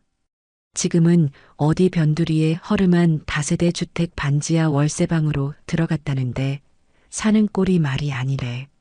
그 며느리 현미라는 애는 돈줄 끊기니까 바로 본색이 드러나서 매일같이 남편 무능하다고 무시하고 바가지를 긁는다는 거야. 당신 엄마 하나 구슬리지 못해서 이 꼴로 만들었냐고 소리 지르고 며칠 전에는 지태 씨 노트북을 창밖으로 집어 던져서 박살을 냈다고 하더라고. 신용카드 빚 독촉 때문에 싸우다가 그랬다나 봐. 저는 그 장면을 상상해 보았습니다. 서로의 탓을 하며 돈 때문에 추하게 으르렁거리는 두 사람의 모습. 한때는 세상에서 가장 완벽한 한 쌍인 것처럼 서로를 위하고 감싸주던 그들이었지요. 하지만 그들의 관계는 결국 돈이라는 접착제로 아슬아슬하게 붙어있던 모형에 불과했던 겁니다. 지태 씨도 자존심은 있어서 매일같이 술만 마시고 들어와서는 물건 부수고 그러다 보니 둘이 서로 머리채 잡고 싸우는 날이 더 많다고. 하준이는 그 꼴 보고 무서워서 매일 밤 경기를 일으킨다지 뭐야. 결국 얼마 전에 이혼 서류에 도장 찍내 만회하고 크게 한판 붙었다는 소문이 파다해. 사돈네도 처음에는 어떻게든 수습해 보려고 하다가 지태 씨 빚 문제까지 자기들한테 넘어올 것 같으니까 아예 딸내미한테 그런 남자랑은 끝내라면서 등을 돌렸다고 하고. 친구의 긴 이야기가 끝났습니다. 저는 잠시 눈을 감았습니다. 제 마음속을 들여다보았습니다. 혹시 저 깊은 곳에 아들에 대한 연민이나 며느리에 대한 고소함 같은 감정의 찌꺼기가 남아있지는 않은지. 하지만 놀라울 정도로 제 마음은 고요한 호수와 같았습니다. 그 어떤 감정의 파문도 잃지 않았습니다. 안쓰럽지도 통쾌하지도 않았습니다. 그저 길을 가다가 넘어진 사람을 본 것처럼 나와는 상관없는 타인의 불행을 전해 들은 기분이었습니다. 모든 것은 그들이 선택한 길의 끝에 당연하게 놓여있던 결과일 뿐. 인과응보, 뿌린 대로 거둔다는 세상의 오래된 이치가 그들의 삶을 통해 서늘하게 증명되고 있을 뿐이었습니다. 저는 조용히 눈을 뜨고 제가 직접 만든 투박한 찻잔의 향긋한 국화차를 따르며 나지막이 말했습니다. 그 아이들 인생은 이제 그 아이들 몫이지 더 이상 내 몫이 아니야. 스스로 선택한 삶의 무게는 스스로 짊어져야지. 나는 그저 내게 주어진 이 남은 시간을 하루하루 귀하게 그리고 행복하게 사는 것에만 집중하고 싶어. 제 말에 친구들은 모두 약속이라도 한 듯 안도와 격려가 담긴 미소를 지으며 고개를 끄덕였습니다. 우리는 더 이상 그들의 이야기를 입에 올리지 않았습니다. 대신 우리의 미래에 대한 즐거운 상상으로 대화의 물꼬를 텄습니다. 다음에는 따뜻한 스페인으로 함께 여행을 가자. 내년 봄에는 텃밭에 방울토마토와 상추를 더 심어보자 겨울이 오기 전에 다 같이 모여 김장을 하자며 웃음꽃을 피웠습니다. 제 집은 다시 살아있는 사람들의 온기와 희망으로 가득 찼습니다. 어느덧 해가 서쪽으로 기울고 친구들이 아쉬운 작별 인사를 나누며 돌아갔습니다. 요란했던 자동차 소리가 멀어지고 집 주위에는 다시 평화로운 정적이 내려앉았습니다. 저는 홀로 남아 천천히 강가로 걸어 나갔습니다. 붉게 타오르는 저녁 노을이 잔잔한 강물 위로 긴 그림자를 드리우고 있었습니다. 붉은빛과 보랏빛, 주황빛이 뒤섞인 하늘은 마치 거대한 유화작품처럼 장엄하고 아름다웠습니다. 강물은 그 모든 빛을 제품에 안은 채 소리 없이 바다를 향해 흘러가고 있었습니다. 그 풍경을 바라보고 있자니 마치 강물이 제게 말을 거는 듯 했습니다. 고생했다, 숙정아. 참으로 긴 시간을 돌아왔구나. 이제 정말 괜찮다. 저는 제 손목에 채워진 스위스 시계를 가만히 들여다보았습니다. 매끄럽고 차가운 유리를 손가락으로 쓸어보았습니다. 귀에 가까이 대자 째깍 째깍하는 작지만 규칙적이고 힘찬 소리가 들려왔습니다. 그것은 제 심장이 다시 뛰기 시작하는 소리처럼 느껴졌습니다. 누구를 기다리거나 누군가의 시간에 저를 맞추기 위해 보던 시계가 아니었습니다. 한 칸 한 칸 제 의지대로 나아가는 제 인생의 박동 소리였습니다. 그래, 내 시간은 이제 다시 흐르기 시작했다. 누구를 위한 시간이 아닌 온전히 나 김숙정만을 위한 시간으로. 저는 제2의 인생이라는 값을 매길 수 없는 선물을 내던져준 그 지옥 같았던 사돈과의 여행에 처음으로 그리고 마지막으로 조용한 감사를 보냈습니다. 그 잔인했던 시간이 아니었다면 저는 여전히 희생이라는 이름의 감옥에 갇혀 서서히 죽어가는 영혼을 돌보지 못한 채 살아가고 있었을 테니까요. 저는 맑고 차가운 강바람을 맞으며 깊은 숨을 들이마셨습니다. 그 바람 속에는 자유의 향기가 섞여 있었습니다.